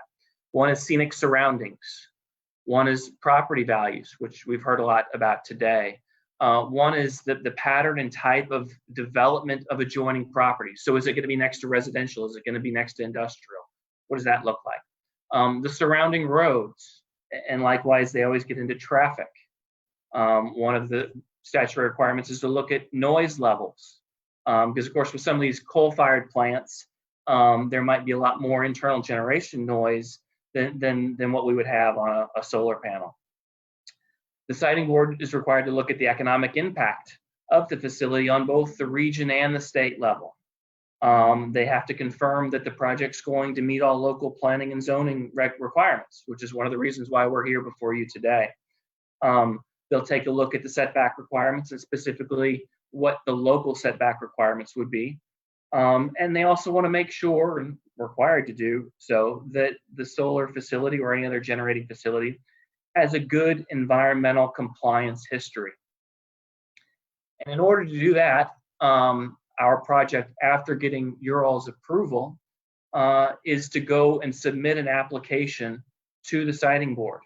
And that's a multiple dozens, if not hundreds of pages of documents that includes information and relevant studies on those items that I talked about. And they have part of that process is called a site assessment report, which is very similar to an environmental impact assessment that was referenced a couple times in that, in the public comments. After that application is filed, the commission has anywhere between 4 and 6 months. I'm sorry, the siting board has anywhere between 4 and 6 months to render a decision. And what they do in that process is they retain a third-party consultant to help review, someone from outside to help review and analyze whether the applicant is doing what it should be doing and meeting statutory requirements, and then also commenting on what factors the third-party consultant recommends the siting board should consider. And it goes on those same things: noise, property value, scenic surroundings. Through that process, both that consultant and the siting board staff have an opportunity to ask written questions, much like any sort of litigation where you have discovery, and we respond to those. And in addition to that, the consultant frequently asks the opportunity to go on site to see the actual property that is involved. And what I think is really beneficial in this is there have been 2 projects in the state, one just down the road in Garrett County, right outside of Lancaster, another one in Metcalfe County in South Central Kentucky, that has started this process. The siting board has not yet reached a decision, but it has gotten the consultant involved, and the consultants, these independent consultants, 2 separate ones, one for each project, have filed their report in the record of that case, addressing a lot of the topics that have come up. And the one that I really want to start with is something that I mentioned in the letter that I sent to the Board of Adjustments, and it's come up a lot in our discussions with public comment today, and that's specifically property values. And Bert kind of read one of the quotes from the findings, but maybe it's beneficial for me to step back and tell you what both of those 2 consultants looked at when they looked at property values. Number one, they looked at the materials that the solar facility submitted. So something that the solar facility retained an expert in property values to come in and say what would be the impact. And as one comment mentioned, well, maybe we can't take that to heart because it's being paid for by the solar facility. Both those reports, though, did come back and say no significant impact. But then the consultants, the independent consultants for the siting board, went further, and they looked up their own studies. Both of them referenced a University of Texas study from 2018 to look into that analysis. And then one of the two consultants even took it a step farther and contacted the local PVA to find out what the PVA would say, as well as another local official. And both of those third-party consultants came back with the same basic finding. I'll quote them for you. The one in Metcalfe County said, "The current research indicates that the existence of solar facilities does not, in general, influence property values for adjacent landowners. Harvey Economics research," so Harvey Economics is the consultant, "their research in combination with local interviews point to a conclusion of no discernible impacts to property values." The consultant for Garrett County, or the independent consultant for the siting board in the Garrett County project, which is just south of Lancaster, near 27 on the west, that picture, and the high school there. That consultant said, with respect to property values, "Based on the review of the applicant's site assessment report, subsequent information obtained during our visit to the site and surrounding areas, and other supplemental research, we conclude that the proposed facility is unlikely to have measurable impacts on property values of adjacent properties or other properties in the vicinity of the project." And so I just really highlight that to the extent that you want information that's comparable from a local nearby Lancaster, Garrett County facility, that's the information that we're seeing that's in the public record from independent consultants. Now that's a long way to also go into maybe introducing David Loomis, who I know has worked on this for Acciona. And so, David, if you don't mind just adding your thoughts. Sure. My name is David Loomis, and I'm professor of economics at Illinois State University, and also president of Strategic Economic Research, LLC.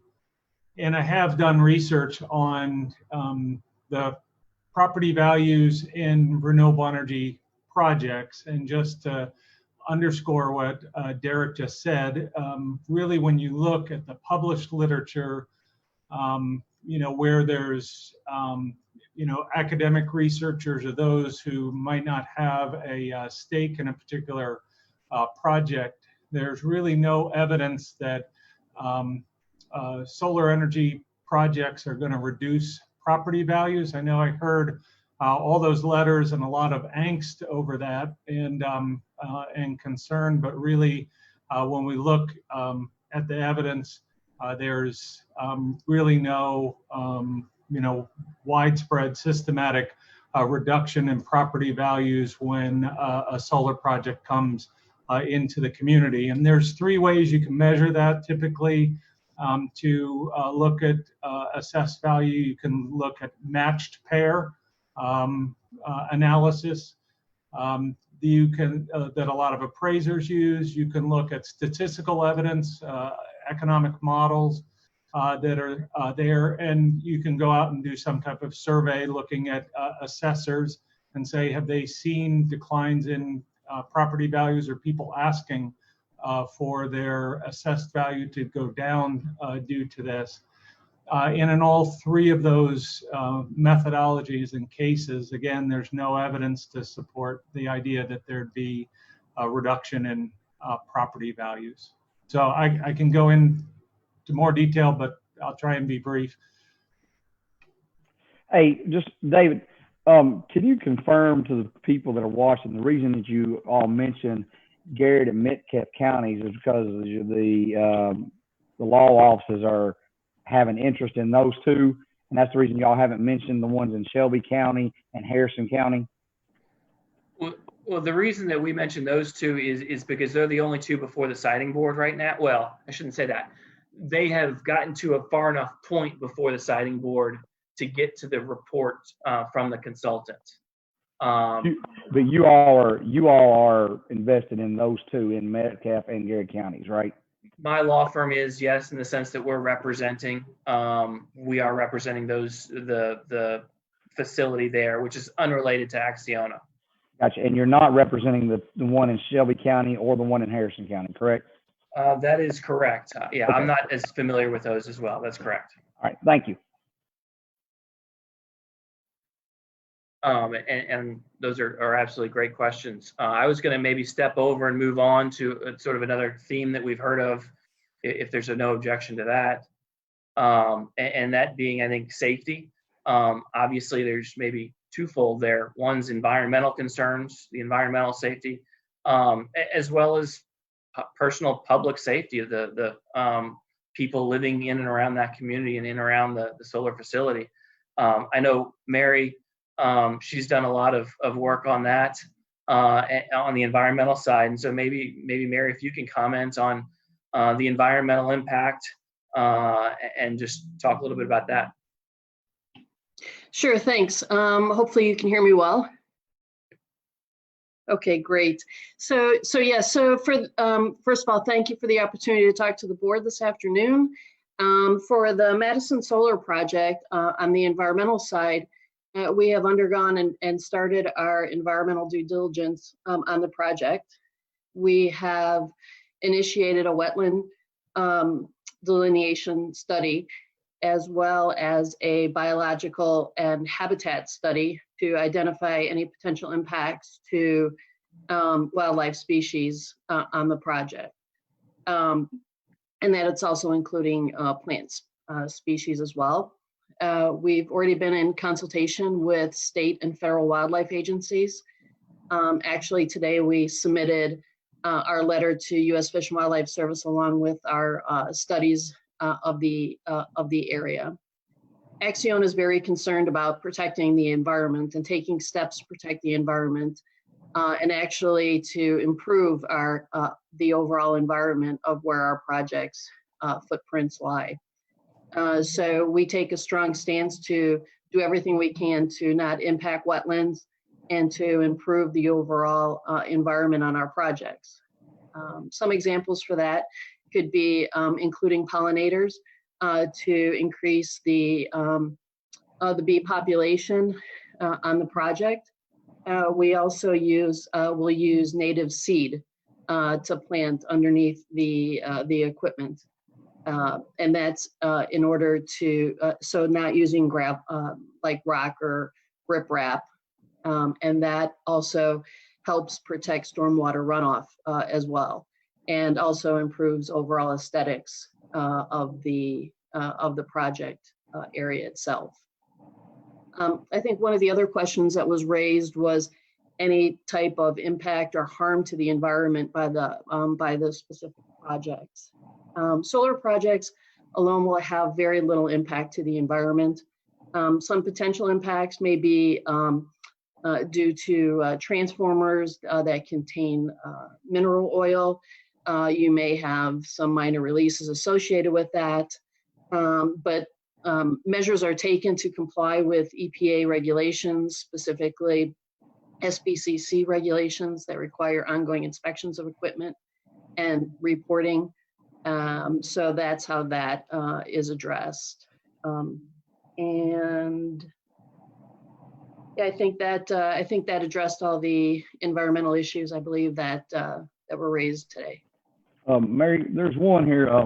Did you all submit a water quality plan according to the Kentucky Agricultural Water Quality Act? No, not yet. So we're still early in the development stage for this particular project. Okay, so will you have to submit one for every parcel, since the way the lay of this land is, that creek runs in and out? The reason I know a little bit about this is I am a boundary property.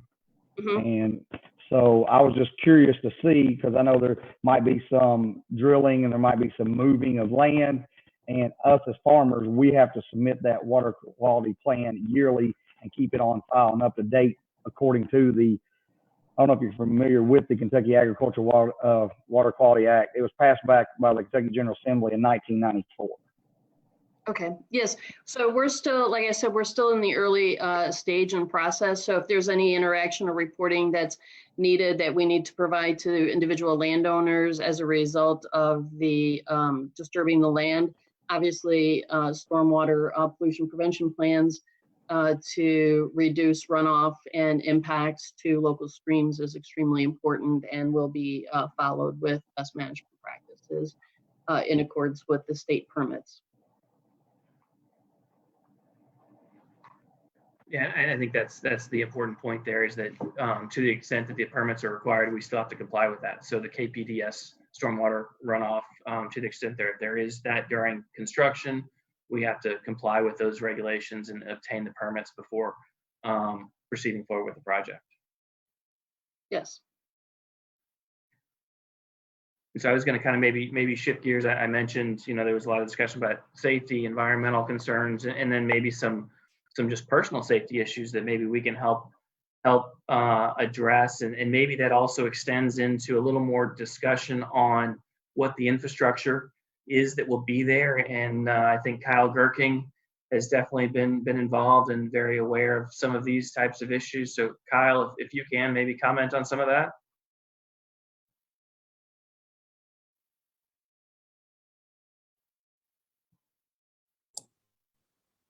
Sorry, yes, thanks. I was trying to find my unmute button here. Yeah, safety is a big part of the solar project and Axiona's operations and maintenance of the facility, as well as the construction during the construction period. I heard several questions during the comments about traffic safety and safety of the roads. One thing we're doing currently is an assessment of the existing roads, and we have an engineer engaged to help us identify the best access points to the various parcels that we'll need to gain access to for purposes of construction. And they'll be evaluating those factors to help us identify the safest locations for ingress, egress. Within the project site, during construction, as well as the ongoing operations and maintenance. I guess there were a number of comments as well about health risks with these solar panels. Obviously, we've got our own operations and maintenance employees that will be operating and maintaining the facility. Their safety is of the utmost importance to Acciona. There's no health effects or any concerns like that from the solar equipment. These modules, as mentioned, I think early on in the presentation, pretty conventional technology. It's going to be mounted on a horizontal single-axis tracker. It stands roughly 7 feet off the ground at maximum tilt. Let's see. What else to?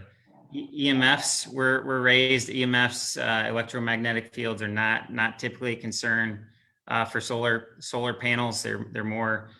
You hear about that more with high voltage transmission lines, which we're not planning to construct any new high voltage infrastructure. We'll be cutting a line essentially that transverses the property, and there will be a new switching station right there adjacent to it, but no plans for anything other than the on-site substation, which is right adjacent to that. Otherwise, the collection is primarily underground from the arrays to that collector substation, where the voltage will be increased and then transmitted onto the electrical grid.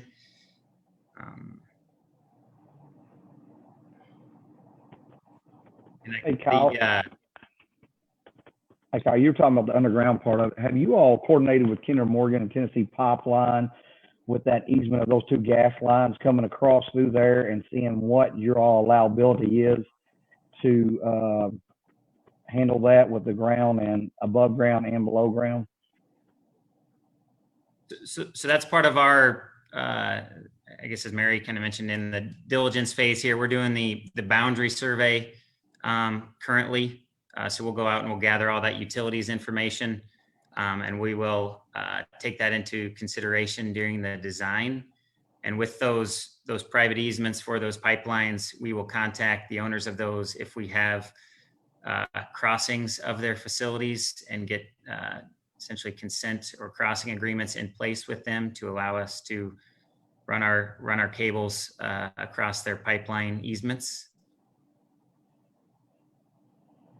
The one other thing I wanted to note is the entire project will be surrounded by a perimeter security fence. That's not only for the security of the equipment, but also for the safety and well-being of the general public, so they couldn't come into the facility and potentially have any safety-related incidents with them in and around that equipment.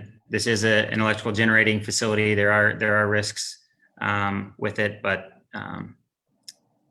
that's why it's secured by a perimeter fence, and operators and the maintenance staff are trained to operate that equipment safely. Can you give us the dimensions of that fence, Kyle? The typical fence it's a 6-foot chain link fence with 1 foot of barbed wire, 3-stranded barbed wire on the top is the general standard.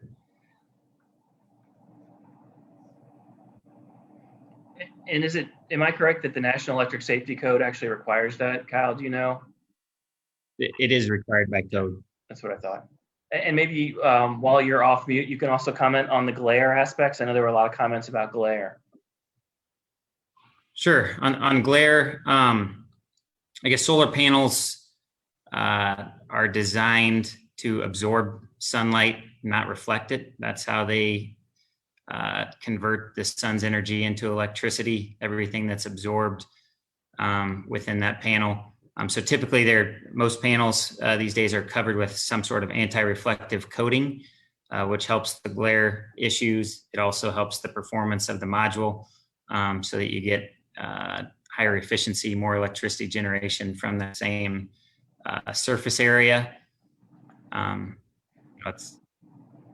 Typically it's less glare than you have from windows, water bodies, things like that. And it's where you typically think that you'd have your largest glare concerns at airports. You're seeing more and more recently that these installations are being deployed at airports with no glare issues or anything like that with the aircraft. Great. And kind of maybe the next logical step, and if anyone has any questions, feel free to jump in. The next maybe logical step would be to talk about, well, once the facility's up, if it needs to come down, is there a decommissioning plan? What does that look like? And Adam, I think maybe you can address kind of what the plans are there. Yeah, sure, Todd. Thanks. So yeah, within our agreements, essentially our agreements with landowners, there is a decommissioning statement in there which requires us at the expiration or termination of the agreement, at our end of life of the facility, to leave the property in a pre-construction state. So subsequently returning the land to its original condition. This obviously requires the removal of the solar panels, all the associated electrical facilities, not only including overground, but also underground, and the restoration of the entire property to its pre-construction condition. So that's the requirement under our agreement with all of our landowners as far as leaving the land pre-construction condition. Great. And I also have my notes. There were several questions about the roadways there in the local area, Three Forks and Red House. And so I don't know if this is a question for you, Adam, or if Brenda Graves is on. I know she's addressed some of the traffic issues out there. That maybe we can just touch on that for the public.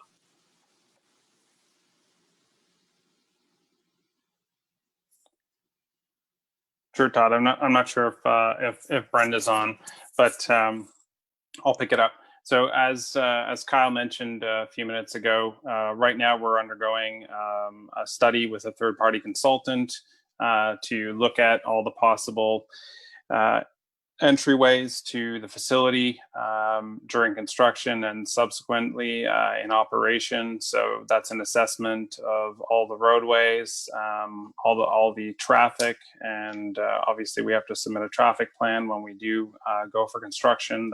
That sits with the local authorities as well. So the roadways that exist in the area, how we treat that is our pre-construction survey is done, and then we come to an agreement with the county and return the roadways to a pre-construction state or better after we're finished construction. So with a facility like this, I'd also like to add that we're talking 5 to 7 full-time employees that will be circulating the facility. That is not by any means a massive increase in traffic on the roads that we do select. That might be in a facility like this, the equivalent to 1 employee or 1 vehicle visiting the site on a daily basis, and then subsequently maybe a few or more personnel or vehicles visiting the site on a biweekly or monthly basis. And that's certainly something else that we'll look into going down the road, no pun intended. But of course, if we need to get a Kentucky Transportation Cabinet encroachment permit for the access points, there's nothing that would exempt us from doing that as well. So certainly there'll be that regulatory oversight. Correct. And I thought I had at least one more overarching topic, and maybe for Adam, that's right, there were several questions about where the energy that this facility would produce, where would it go, and I know you're somewhat limited in what specifics you can give, but just can you inform as much as you can on that topic? Yeah, of course. No, happy to. So yeah, the energy that will be produced at the facility will be connected to existing infrastructure, which is the Eastern Kentucky Power Cooperative line. As Kyle mentioned, we'll be really interconnecting to their infrastructure and building a switching station to do so. When we are generating that electricity, will go on to the grid. That will be purchased by a private company, that electricity. And I did hear a few mentions and whatnot about something to do with consumption or demand maybe of electricity in the Northeast, but that the electricity that is generated from this facility will be consumed in the greater Madison County area. Once electricity and electrons do hit the grid, they do kind of disappear, but there was a mention of high voltage transmission going to the Northeast or something of that matter. So there will be no losses in the local generation of this electricity. It would be, really, it would be consumed locally more than not. So in respect to, again, this is a private investment by us, and this is going to be consumed by a private company. That's called the Private Power Purchase Agreement, and we can't really disclose who that is. But all to say that I think what's important is that this is private investment and being bought by a private company, and therefore any capital investment into the community is directly benefited to the community, and that is an investment by us. And any electricity that is being sold is being purchased publicly, and it's not being compensated by the state or something of that nature. Great. And certainly the other big topic that came up frequently, maybe this is something that David Jakubiak can address. What are the local benefits there in Madison County for a project like this? Sure thing. And I was just answering this question on Facebook, and I think David Loomis might be able to add on to this. But first, we anticipate, so the way that these projects typically work is Acciona will lease the land from the landowner. Once the project is built, Acciona is responsible for those property taxes. So those will be paid by Acciona, and our analysis, which Dave Loomis is working on now, is easily in the millions of dollars going to the county from this project over the life of the project. The other benefit, which is unique to Acciona, is that we have what we call a social impact management program. And through the social impact management program, we dedicate a portion of annual sales revenue to local programs that have a goal of improving education, wellness, or a local environmental issue. And so the way that those programs work is Mary Connor and I reach out to stakeholders in the community, folks at the schools, local boys and girls clubs, local 4-H club, FFA, and we find out what they're working on, and then we ask them for proposals, and then if there's a match, we'll fund their program. Another thing that we've done in a number of our communities is establish scholarship programs that go to graduates from the high schools that are located in the counties where we are building. So those are just a few of the local benefits. Professor Loomis, I think you can talk kind of about the amplification of the investment dollars and the job creation. Sure. Yeah, when we talk about job creation, I think Adam mentioned the 300 direct jobs during construction and 5 to 7 direct jobs of solar technicians that are going to work on site. But that really undercounts the total economic impact that'll come into the local community. In addition to those jobs, you're also looking, because those are direct jobs, so we also count indirect jobs. Those would be things like supply chain jobs. So these are jobs that are created or supported due to the supplies that will come locally, no matter where, say, the panels come from or mounting racking comes from. There's going to be supplies that are bought in the local area just because the transportation costs are too great to source them from anywhere else. And so I'm in the process of studying that now to get exact numbers. But in the I've done over 50, 60 studies for renewable energy projects. And in my experience, it's usually indirect and induced jobs would be 2 to 3 times the amount, or total be 2 to 3 times the amount of those direct jobs. And so I'll give a better estimate of that once the study's complete. But those are jobs. Associated with that, we'll look at earnings. Typically, these jobs are good paying jobs. So if we look at average wages, you're looking at the kind of middle class, upper middle class jobs and earnings, and then it adds to the GDP or output levels of the county. The second benefit, and was mentioned, was property taxes, and property taxes do change quite a bit when this project comes in. Acciona will be responsible for those property taxes. As it changes from agricultural use to the solar energy project, there's going to be they'll be subject to 3 different property taxes. Those would be the tangible personal property tax, the manufacturing machinery tax, and the real property tax. And in that first year, if you sum all those 3 taxes up, the expected total property tax for the project is over $338,000. If you sum that over the life of the project, you're getting $7.9 million from all those 3 taxes added together. So I'm happy to go into more detail, but really we're talking $338,000 in additional property tax revenue that will flow to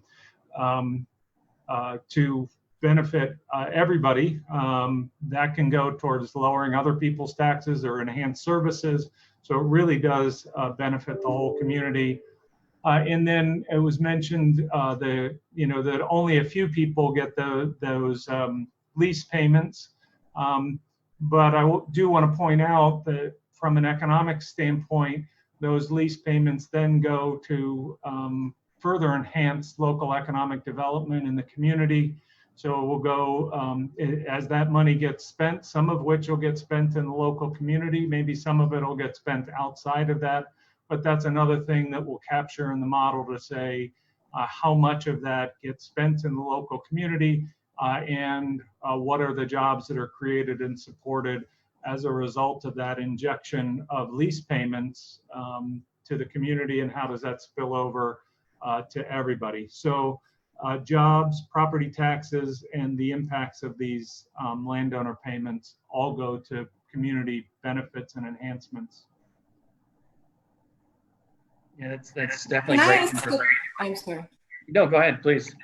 Can I ask a question about, so you have an agreement with East Kentucky Power, but it's my understanding a lot of people in the area get their power from Kentucky Utilities. So is there an agreement between East Kentucky Power and Kentucky Utilities, or is that one of those things we can't mention right now? Because I don't think that the people in that area are going to benefit as much from the power going to East Kentucky.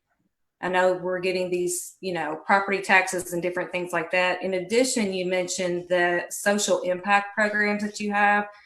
Is there a percentage of that that you have earmarked that goes towards the community? I know Bechtel Parsons does something similar with that, who works through some different programs with the depot.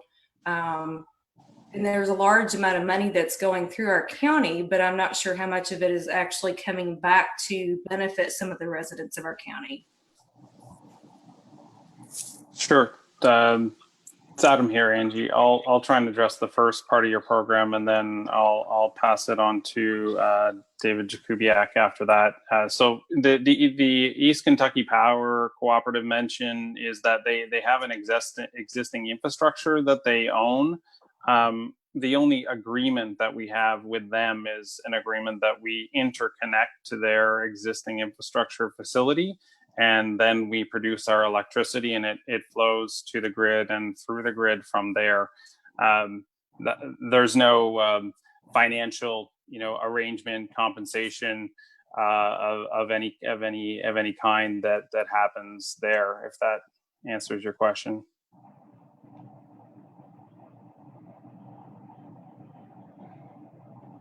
Hey, Adam. I'm one of the property abounding owners there. If these property owners wanted to, and by the way, I have solar on my house, so I know just a little bit about it. But if these property owners wanted to, could they have the opportunity to reach out to Kentucky Utilities or East Kentucky Power and do a net metering service where it would benefit them and other people in this county instead of it pipelining it somewhere else? Well, there's certainly the opportunity to do that. I don't know what programs they specifically have in place because, as I said, the only relationship we have with them, because it's the only one we really need, is to connect to their infrastructure. That being said, I don't know if they have a program to do that.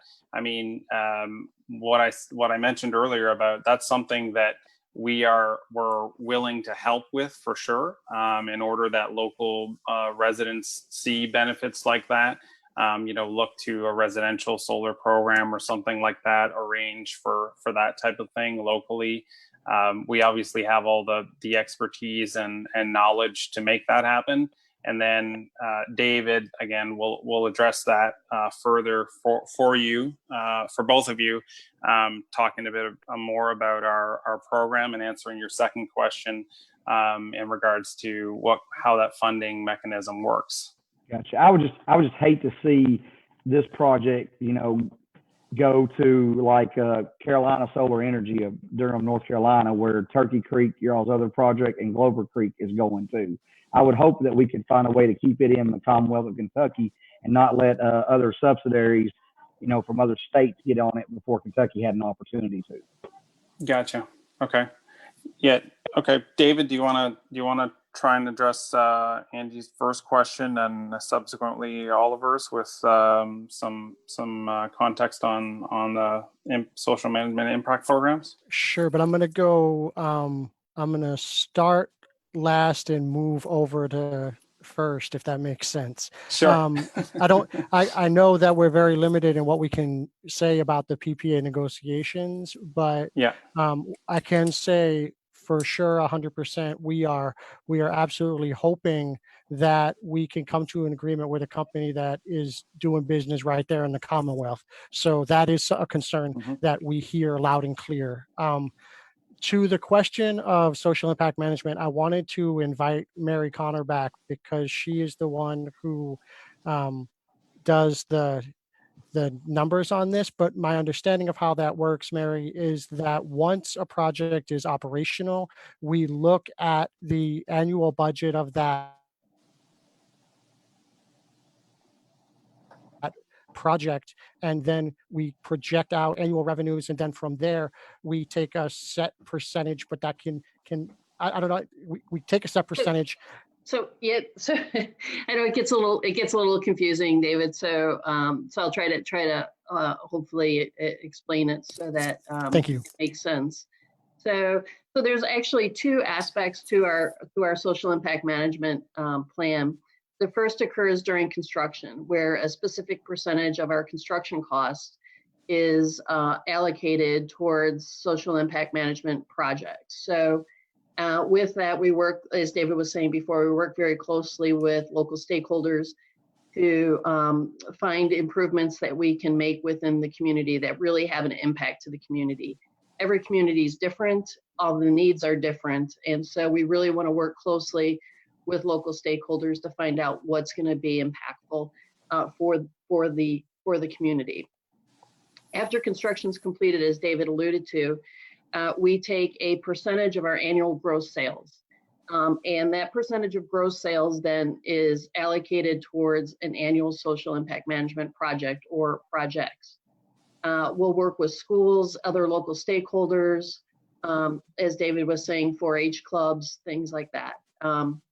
To give an example of how we can impact the community with our social impact management plan, and I got to tell you, it's the best part of my job that I do. So we just recently in a local school district that has a very high poverty rate was able to implement a social impact management plan to implement and enhance their STEM education.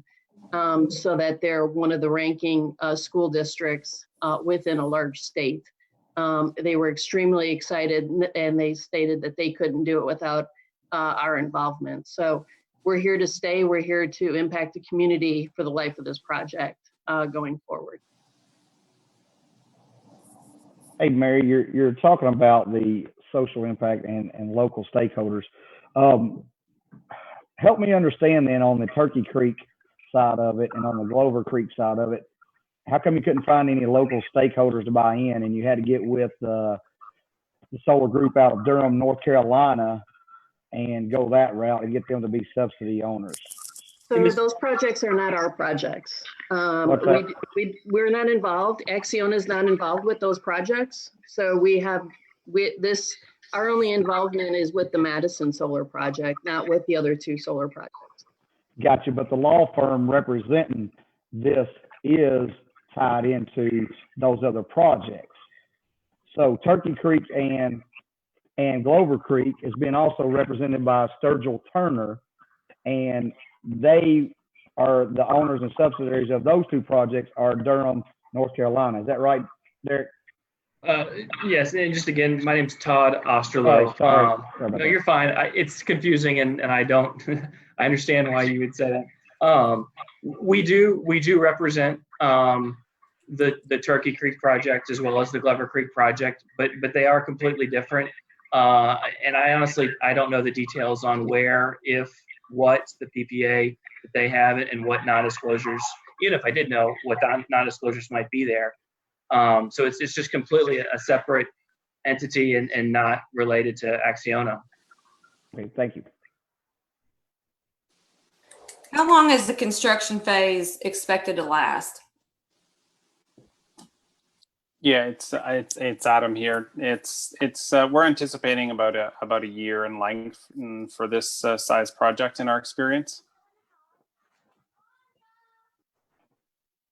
So 12 months maximum.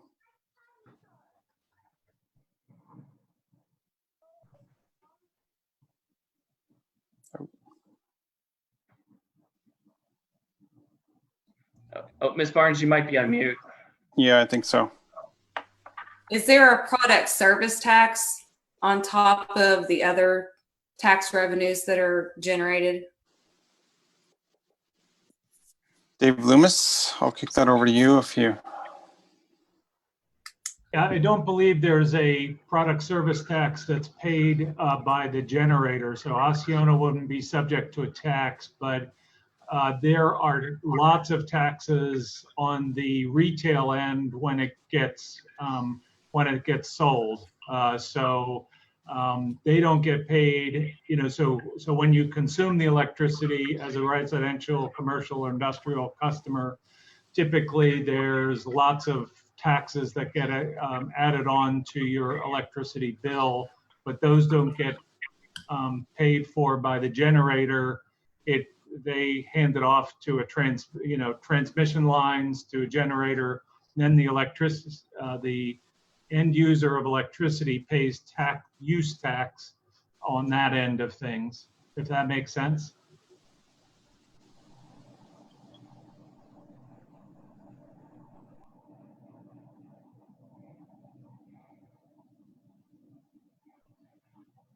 And so, just so we're clear, I kind of wrapped up, I think, the themes and some of the topics that we had heard from the public comments, and certainly wanting to entertain any additional questions that the board has. Yeah, and we've got a bunch. I know me and Angie's asked some. Chris, we'll let you ask some, and we'll try to check them off, see if we've got any of those same questions. Ralph, I'll go first here, I guess, just real quick here.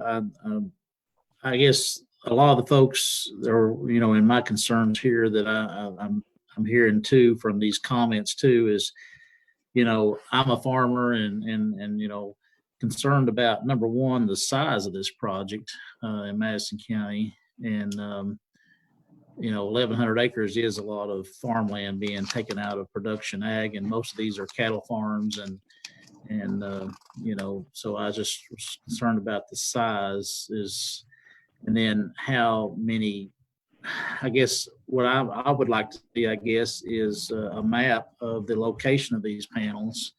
We've talked about the appearance and of this project and how it's going to look environmentally, how it's going to look at its appearance, and different things like that. So I guess that's one of the things I've got a question about, and then I've got another question too, if y'all want to address that one now, and why this location, I guess, too.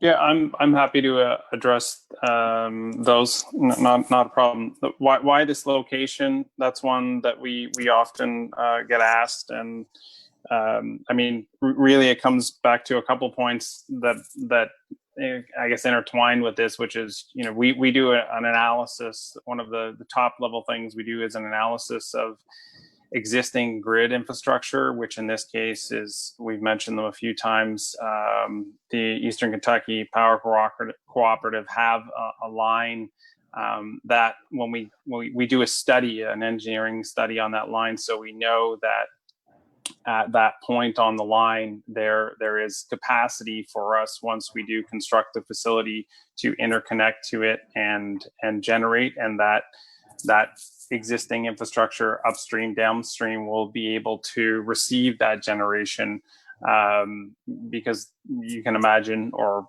that study is conducted because you can go to many places and that's not the case. So when we do that analysis, it brings us to these areas.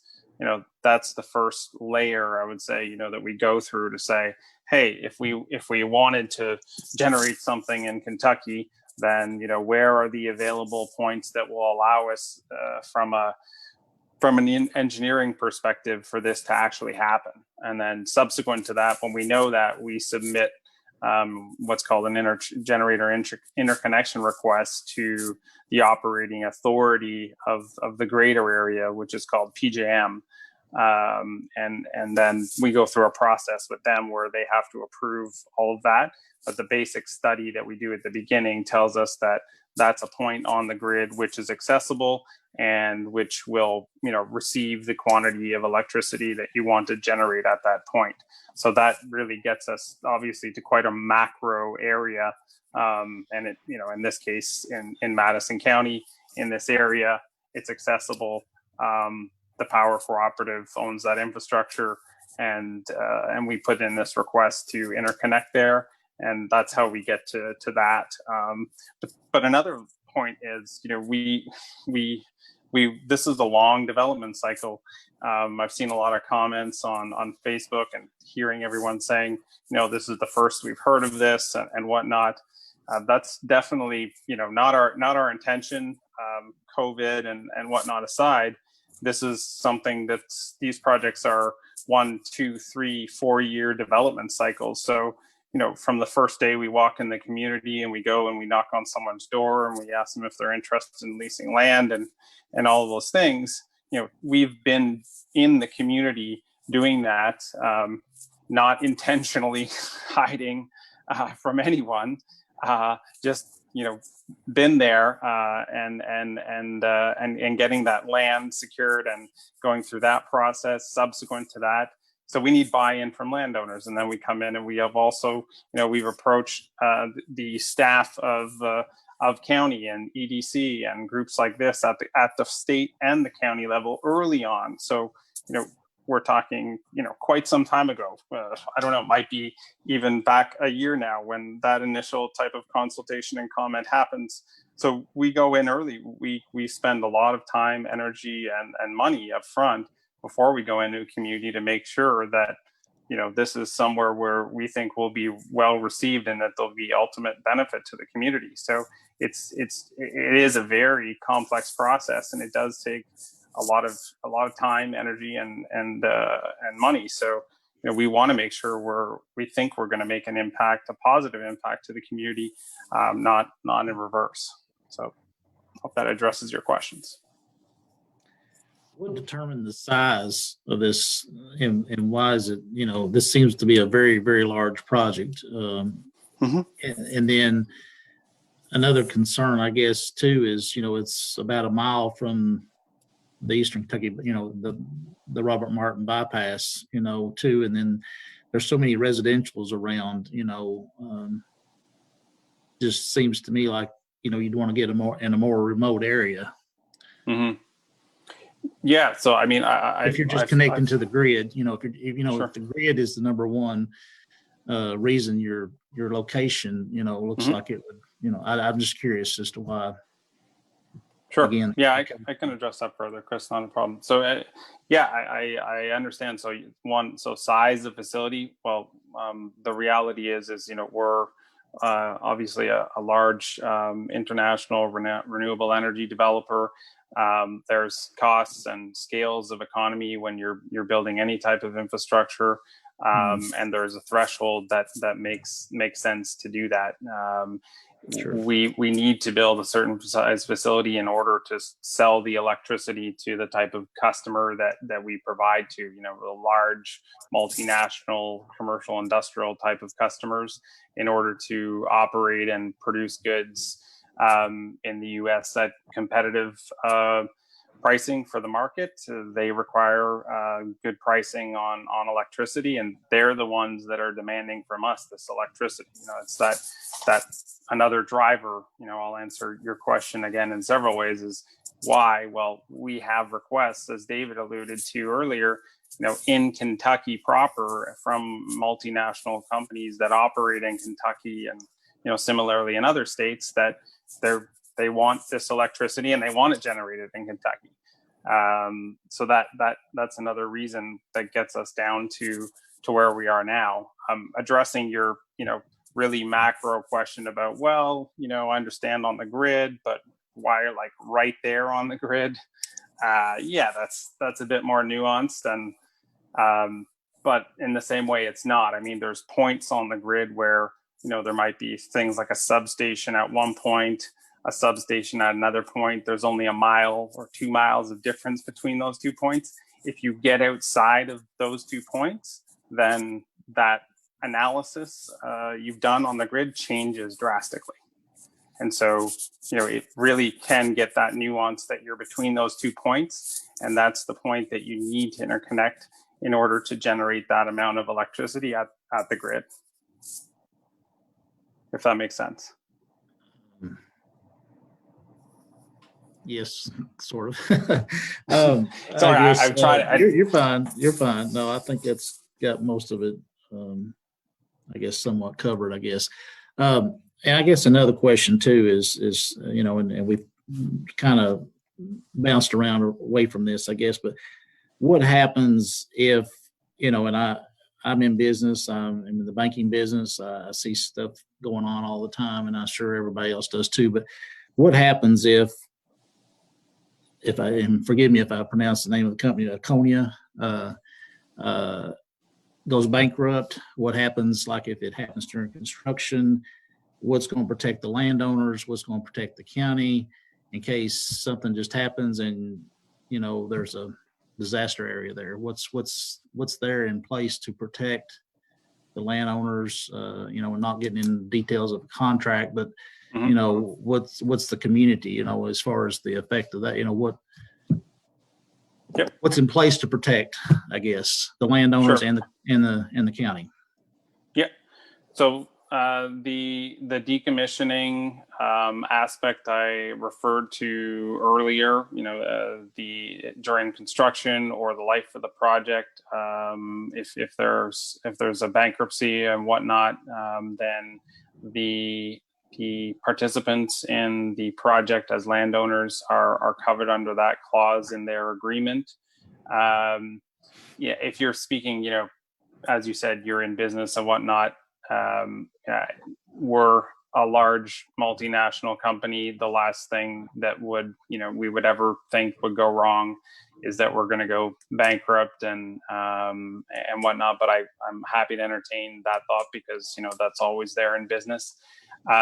In that case, this is an asset or a project even now that has quite an amount of value and has its own project entity. So that project entity holds the assets, and likely in bankruptcy and whatnot. Well, who goes? Who does the project goes to?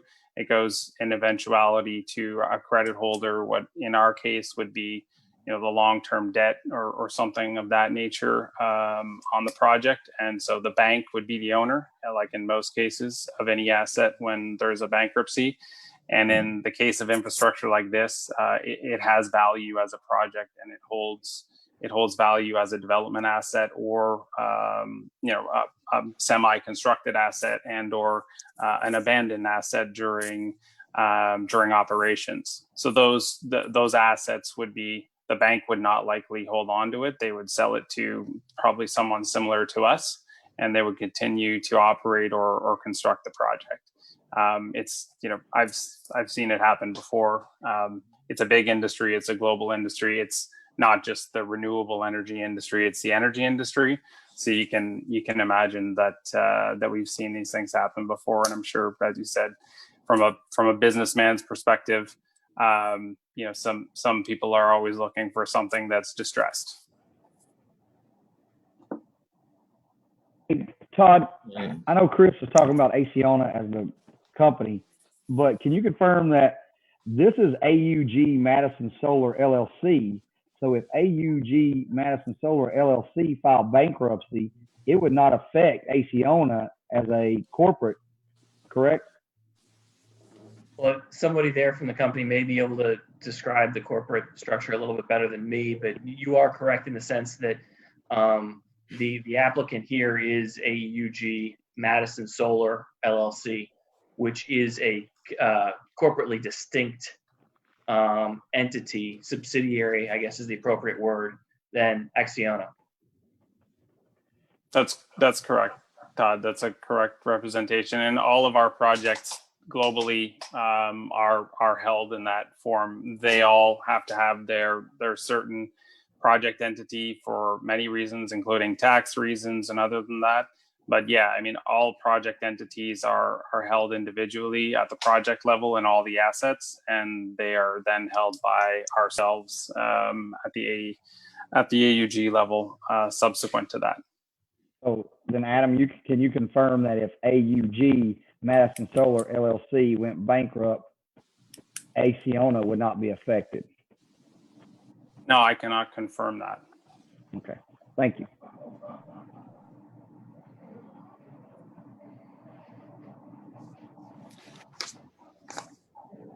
Chris, you got any more questions? Yeah, is there, I guess, is there any plans to, I guess, or what's your all's thoughts or what you've done in the past on other projects? What distance would you stay away from residentials and existing property lines?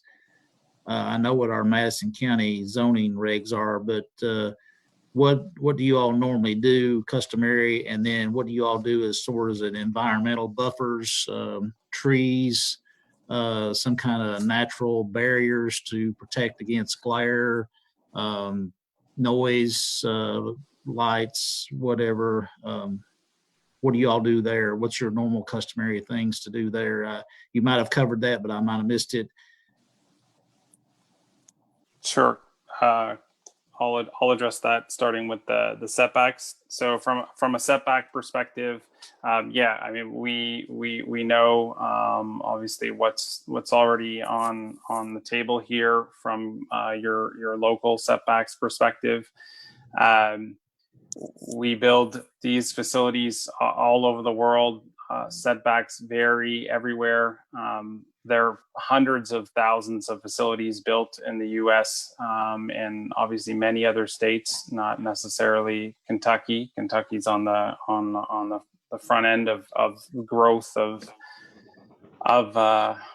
solar farms at this time. But we do basically stick to. We have our internal standards, and then we have industry standards that have been established in all the other states and are really kind of, I guess, viewed upon by the industry association and contemplated to what works. So between, I think, your local regulations and the state level regulations, which, you know, will be discussed when we go and make the application at the state level. Those are, you know, setbacks again. So if you're not being specific, we're talking about the ones, Chris, that are, you know, from the center of the road to X and whatnot that you already have stipulated. Are there any specific ones other than those that that you're interested in? Well, yeah, I think it's more or less the 10 foot on the adjacent property owners. You know, there seems to be some concern there about, you know, how far you're going to be. And I'm just, you mentioned industry standards and your internal standards of setbacks. What can you give me a range or something there? What sure. what you all internally said, or what is the industry? I'm unaware of that. Yep. That's fine, and we'd be also happy to provide you with some industry numbers. But yeah, I mean, in the interest of again transparency and what we're doing in good faith and goodwill, is, you know, yours stipulating a 10 right now. Although our design is not finalized, we're working towards between 100 and 200. Is that your internal? That is a decision that, you know, we're making So right now it's internal. Yes. Is it based on other projects that we've developed? Yes. Is it based on industry good practice and industry standards? Also, yes. So, I think that's just demonstrating that, we're not looking at your standards and saying like, oh, well, if that's what they are, we're going to push them to the maximum. We're saying, well, we know how to build these. We know what works. We know how we have to cooperate with adjacent landowners. So we're establishing, standards of our own that we think respect the adjacent landowners in all cases. And also that you yourselves on the board will realize that, okay, they could have went to the bottom line here and kind of used that, but really we're giving, each other guidance in the end on what we think is right by the neighbors to our current landowners. Okay, so what is okay, so you're saying 100 to 200 feet, and then what about in that 100 to 200 feet buffer zone, setback, whatever you want to call it? What do you all normally do as a company? What is your normal practice, best management practice of the environment in between that? I'm going to call it a buffer zone, an environmental strip, setback. What do y'all normally do there? Yeah, I think that sounds pretty specific to each, what's between the property that we're constructing on. So if you can picture, the end of the solar arrays, then there's a path around there usually for a road, because if there's maintenance vehicles and whatnot, so that distance between them, and then you'll have your external fence. And then beyond that, that's when there'd be, call it, you said, oh, well, from there, it could be a buffer zone to the property line. And then from there, a buffer zone to whatever's beyond that and the adjacent property. So within there, if you're talking that there is a residence of a neighboring property right there, then that's one thing. If there's no residence there, the treatment of that and what we would do in between there is probably just not touch it, to be frank, leave it as is. The less land turned over and whatnot is best for us and everyone. So if there's an adjacent neighboring inhabited structure, then that's one thing. But if there's nothing there, then that's another thing. So I guess that leads me to another question. I mean, one question leads to another, seems like with me, and I apologize for that, but That's all right. This is totally brand new to so many of us here. And, we've seen different construction projects go on around here and stuff, and have, I guess, so you will not go in on this 1,100 acres and just totally scalp it, I guess, without saying, without a better word, but then just totally redo everything. You'll leave it undisturbed unless it's a place where you'll actually place these panels. And then with that, you'll have your roadways around, your fences, and then you'll have your, reclamation of what you disturbed in construction phase. Yeah, the picture you're painting, Chris, is correct. We do not and prefer not to, being frank, it's a capital expenditure to us to go in and move more dirt and bring in more aggregate than we need to. There's a few other things to mention in there. But yeah, to the extent we can, and that it also doesn't affect things like runoff, which we're mitigating for all of those things. We leave the earth, the land, undisturbed to the obviously in the points where we're going to put a pole in the ground and whatnot. Okay, that's we're disturbing it there, but everything between the next pole and there, we're trying to do as little as civil work possible for two reasons. One, again, I mentioned the capital expenditure, and two, to leave the land as is, because the land, from a runoff perspective, knows how to mitigate runoff better than we can engineer it and things like that, right? So the amount of land that we're going to disturb within the fence is, we have, unfortunately, there's not very many solar projects in Kentucky There is one that is built. I think it's at the Eastern Kentucky Power Cooperative. I might be headquarters or another similar entity in the state. And it's, I mean, people who go by there do comment to us. You know, they kind of just removed everything. They scraped the earth. They filled it in with aggregate, and you know, questionable practices. We didn't ask them why they did this, but they did. So you know, yes.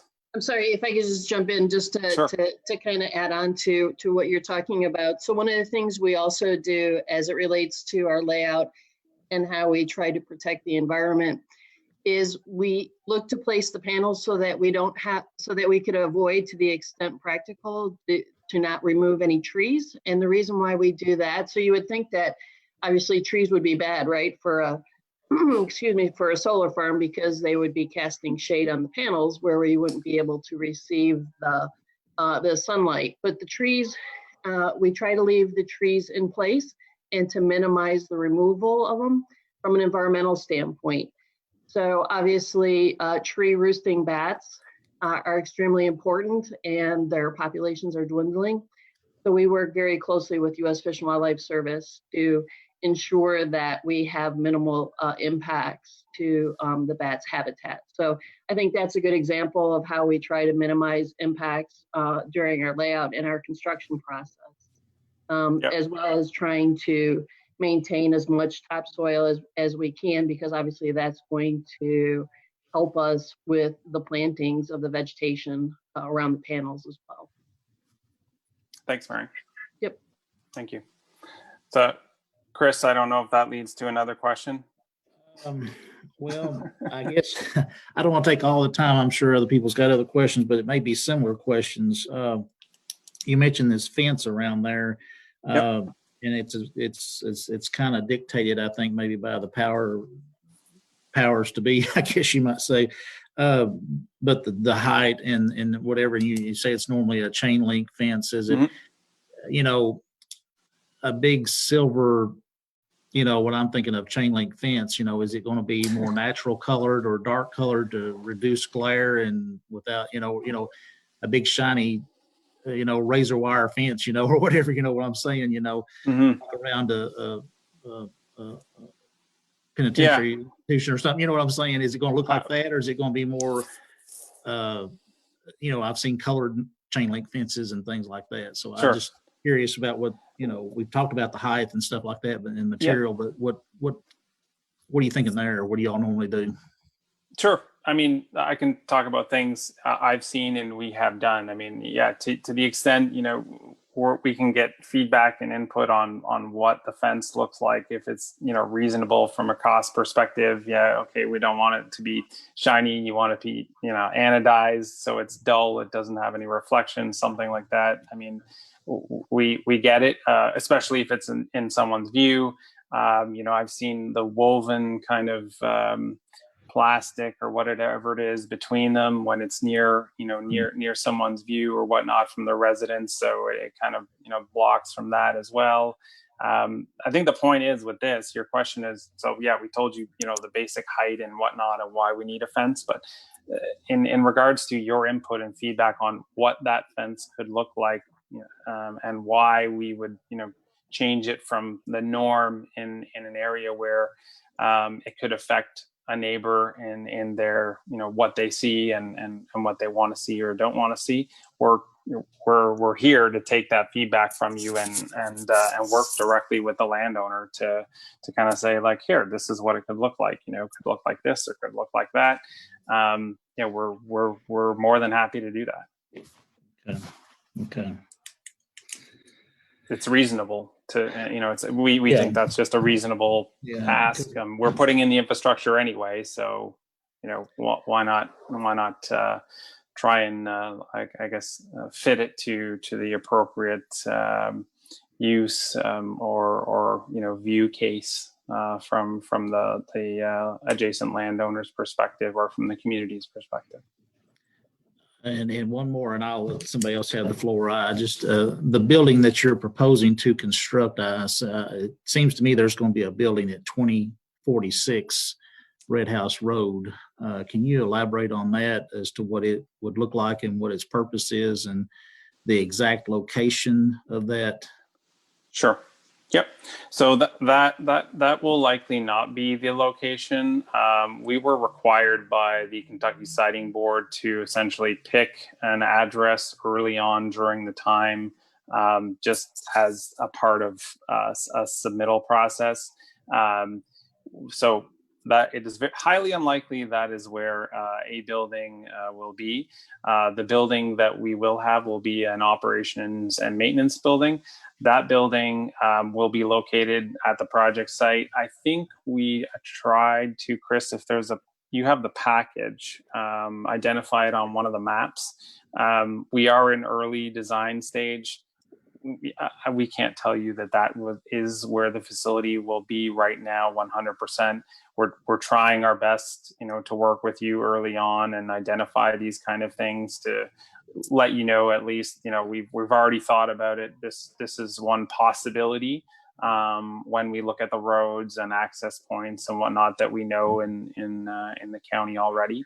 And, we've taken comments from county staff on those things. So yeah, we're trying to site the building. In the end, we'll end up putting it in the place where, one, from an access perspective, it makes the most sense. It doesn't have, as I said earlier, the amount of traffic that we'll see is minimal, to none. You should not notice that on whatever road that access turns out to be for the building. And the building itself, I don't have dimensions or anything at this time, but it's not going to be a structure that I believe anyone would be opposed to in size and scale at all. Okay, I'll let someone else have the floor, I guess. Thank you. You're welcome. Hey, Thank you. Mike, do you want to come in with any questions? Mr. Mavity? Okay, can you hear me? Okay. Yes, sir. Yeah, go ahead. Well, I'm new to the board. This is my first meeting, so I'm behind on a lot of this stuff. First off, it has nothing to do with the land use and so forth. Just who is Madison Solar LLC? Who are the principals in Madison Solar LLC? There's no, it's I guess it's just a corporate entity that we hold all the assets to. Okay. Yeah. Okay. So there's no independent board or activity or anything within that entity other than the project assets, which would be things like we're applying for at the state level process, which would be the land, things of that nature. Mm-hmm. Okay. Also, why does it have to be a secret who you're going to sell this power you generate to? Why is that necessary? Well, we're under non-disclosure agreement, so we cannot say legally who that is. Well, and Adam, this is David. Sorry, I'm on mute, or my camera's off here. Okay. We're still in negotiations, so we have not finalized yet. So you don't go putting out a press release until you've put the pen on the dotted line. So you're telling me then that this will not always be a secret? Correct. Copy that, sir. Okay. All right. Okay. Chris addressed a lot of the same concerns that I had, so he's covered a lot of it. And like I say, I've just joined the board, and I'll get myself better informed on some of this, and maybe have some more questions later. Okay. Thank you. Thanks, Mr. Mavity. Angie, Ms. Barnes, would you like to ask some questions? Yes. So I have looked at the map that was in our packet, and your proposal also, let me back up. Your proposal says the actual locations of panels may change. And by looking at the map, you've got some, I guess, proposed locations of where those panels are going to be. And then when Chris was asking some questions, you said that the address of the building is not necessarily where that building is going to be. And maybe don't have the size of the building. It just seems like there's maybe a lot of uncertain things at this point still. And someone mentioned a while back, it may have even been before the break, the design is not finalized. So I think that there are still, again, and not having a lot of information prior to this meeting, and then hearing some statements like that leads me as a board member in representing, the people of the community as well, that this may be an item on our agenda today that would be better tabled until we have a little bit more information. I don't want to speak for the whole board. Sure. Thanks, Andy. I can just answer or maybe give you some more insight into why you're kind of, I guess, you see the maps, you hear our answers, and I understand where you're coming from. So we are, I guess, early to mid stage in the design process and in the permitting process. This is the kind of the way that these projects evolve. It's, for us, it's not, and I understand from your position and who you're representing, for us, it's not strange to be in that position. And because this is a complete unknown to you folks, if we say, oh, this is, and design is not finalized, and you look at the map and say, oh, what does that mean? Is it going to change by 100%? Is it going to change by 10%? And how do you quantify that? I understand, that concern. We are going, into a state, not only at this level, as you know, but as we've said, and Todd mentioned, into a exhaustive, much more intensive review of all the same things that we're presenting to you at the state level, and they will have the same questions. That being said, we feel and know from experience that, this is where we are now in the process is defensible. We have to say, to be transparent, that this was going to likely change. And that's because we don't have, Mary talked about some of the studies we're doing from an environmental perspective. Those aren't all finalized yet. The only thing that we can tell you is that within kind of the greater polygon, that, the things will shift in there, but outside of that, they won't. Inside of that, I mentioned the O&M building, something small to house, 2 or 3 pickups, something like this. We're happy to share some dimensions with you. We don't have our operations and maintenance director on the line tonight, but the only reason I say that is I rather defer to him and not say, an exact dimension and then mislead you folks. So, 90% of what is in that greater polygon, 1, will remain in the polygon, 2, will shift. That shift should not change, 1, to a great extent, the effect on the adjacent landowners, 2, to any other statements and whatnot that we are making and representing to you. Okay, so, and I think that an enormous amount of work has been done at this point on a project this size. When we say 90% in the scope is in that polygon, but another 10% is not, I think that 10% of a project this size leaves a lot of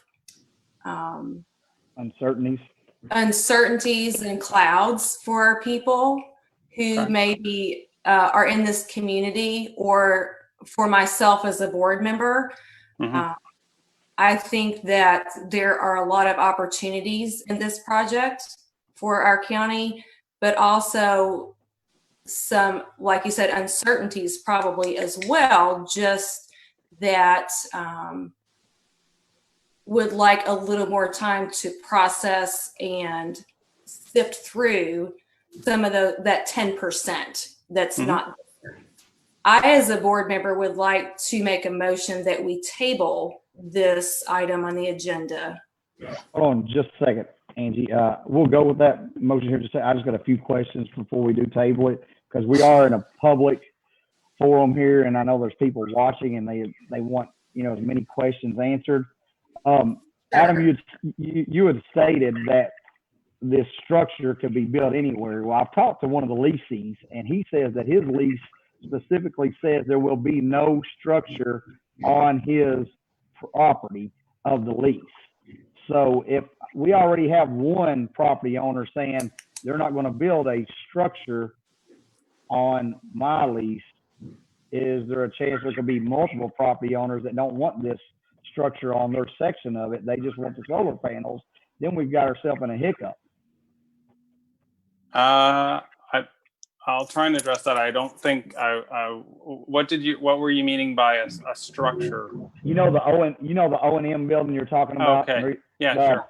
One of the leasees I've talked to has said that they have been in their lease that it will not be built on their property. Okay. Well then, so yeah, I mean, that's fair.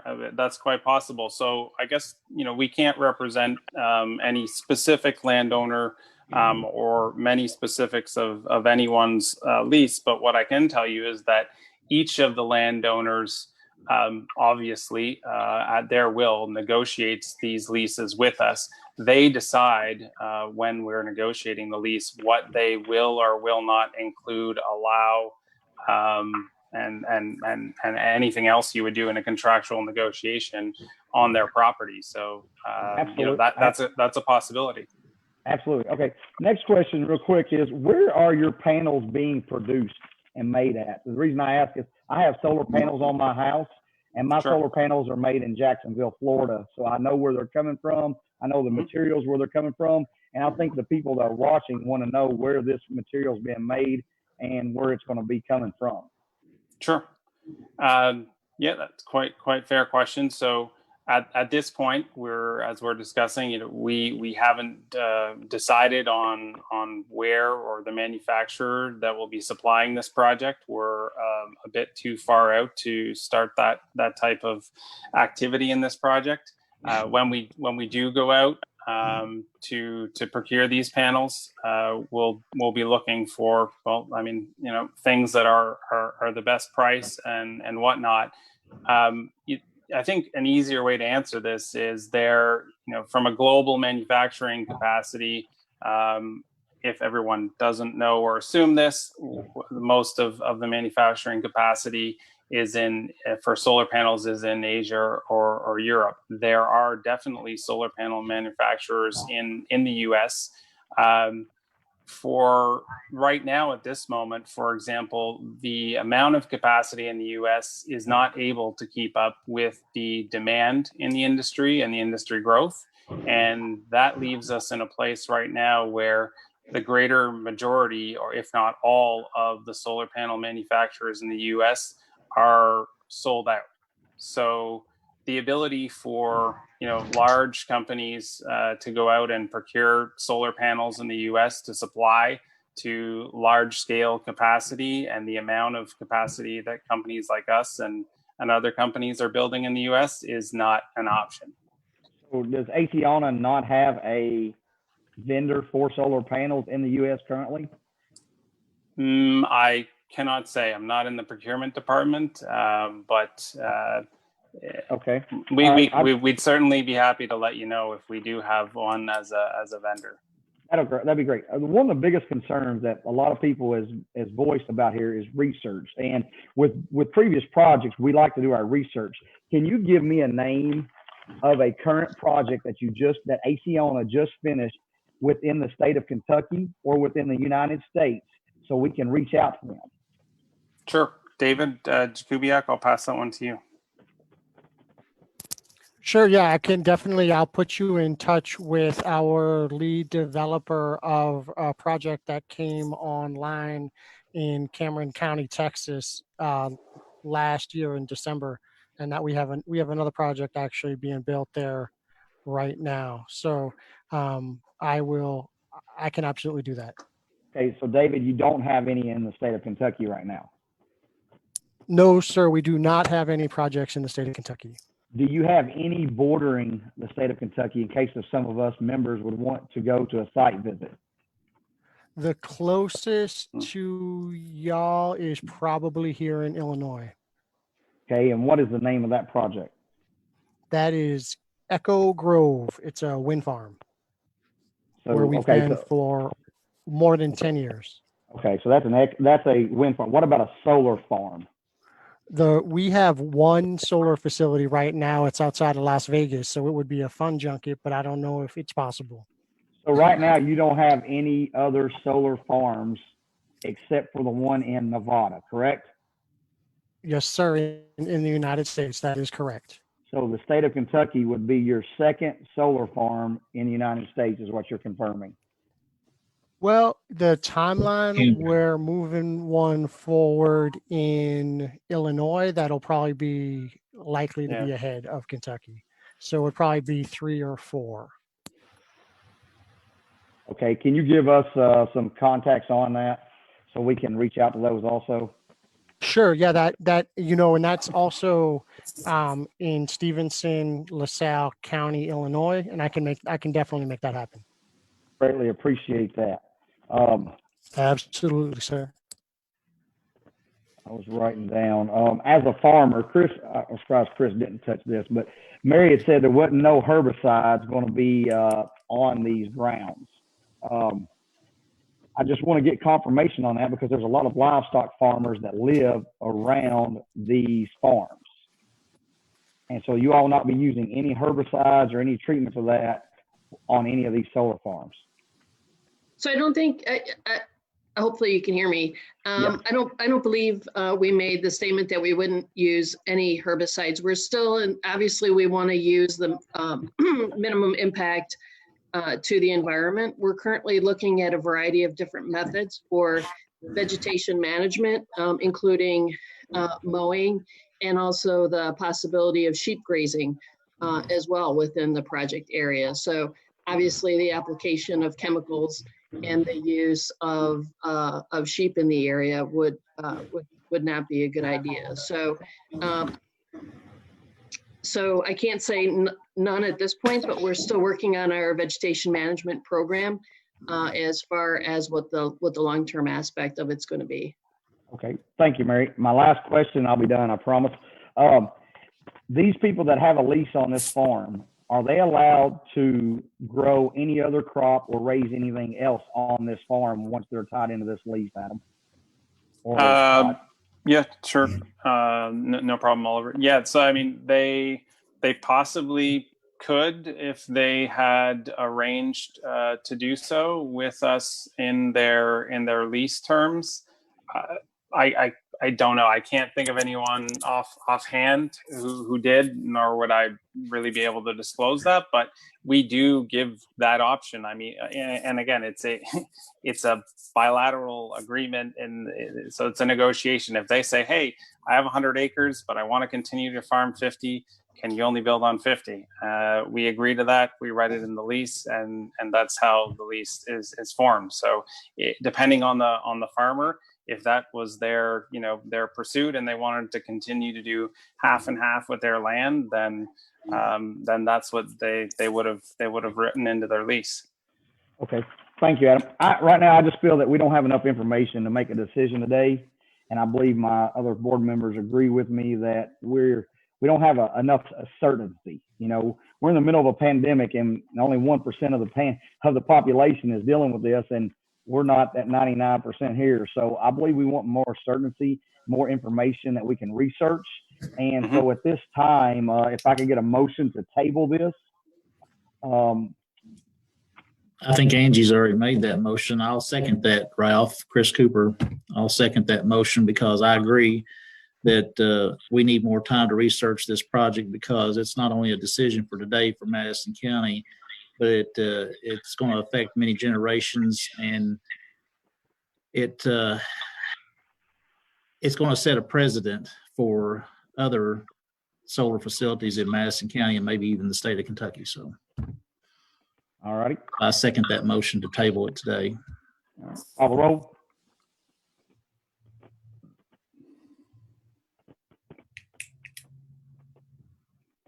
We have a motion. We have a second. Mike Mavety, I agree. voting yes. Is that a yes, vote? Mike? Yes. Angie Barnes, Yes. Chris Cooper, Yes. Ralph Oliver. Yes. So let me explain a little bit just so everybody watching understands what will happen next.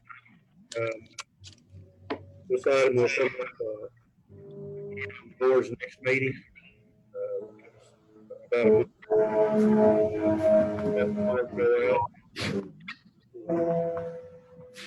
No, somebody's getting some feedback there. This gives the board the opportunity to go out and do their own research, ask questions that they need to ask, visit with some of their constituents and people in the community. It'll give Acciona the opportunity to answer some of those questions, maybe. And it'll give the public and the community members an opportunity to ask additional questions if they need to. But we'll leave the email address active. For those of you watching on Facebook and on television, we'll leave that email address active. If you have additional questions, have additional concerns, we'll pass those along to the board.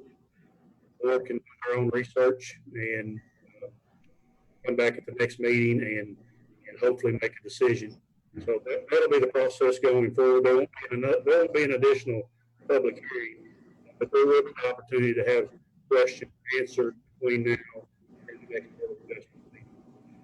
So with that, we do have a motion to table. We can move on to the next item on the agenda.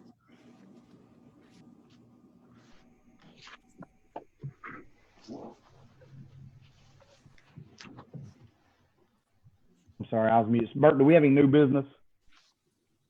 No, that's the last thing on the agenda tonight. We're good. All right. I need a motion to adjourn. So moved.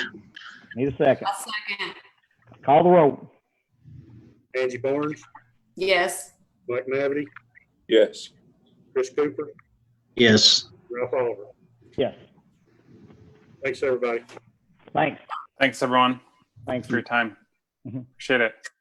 Thank-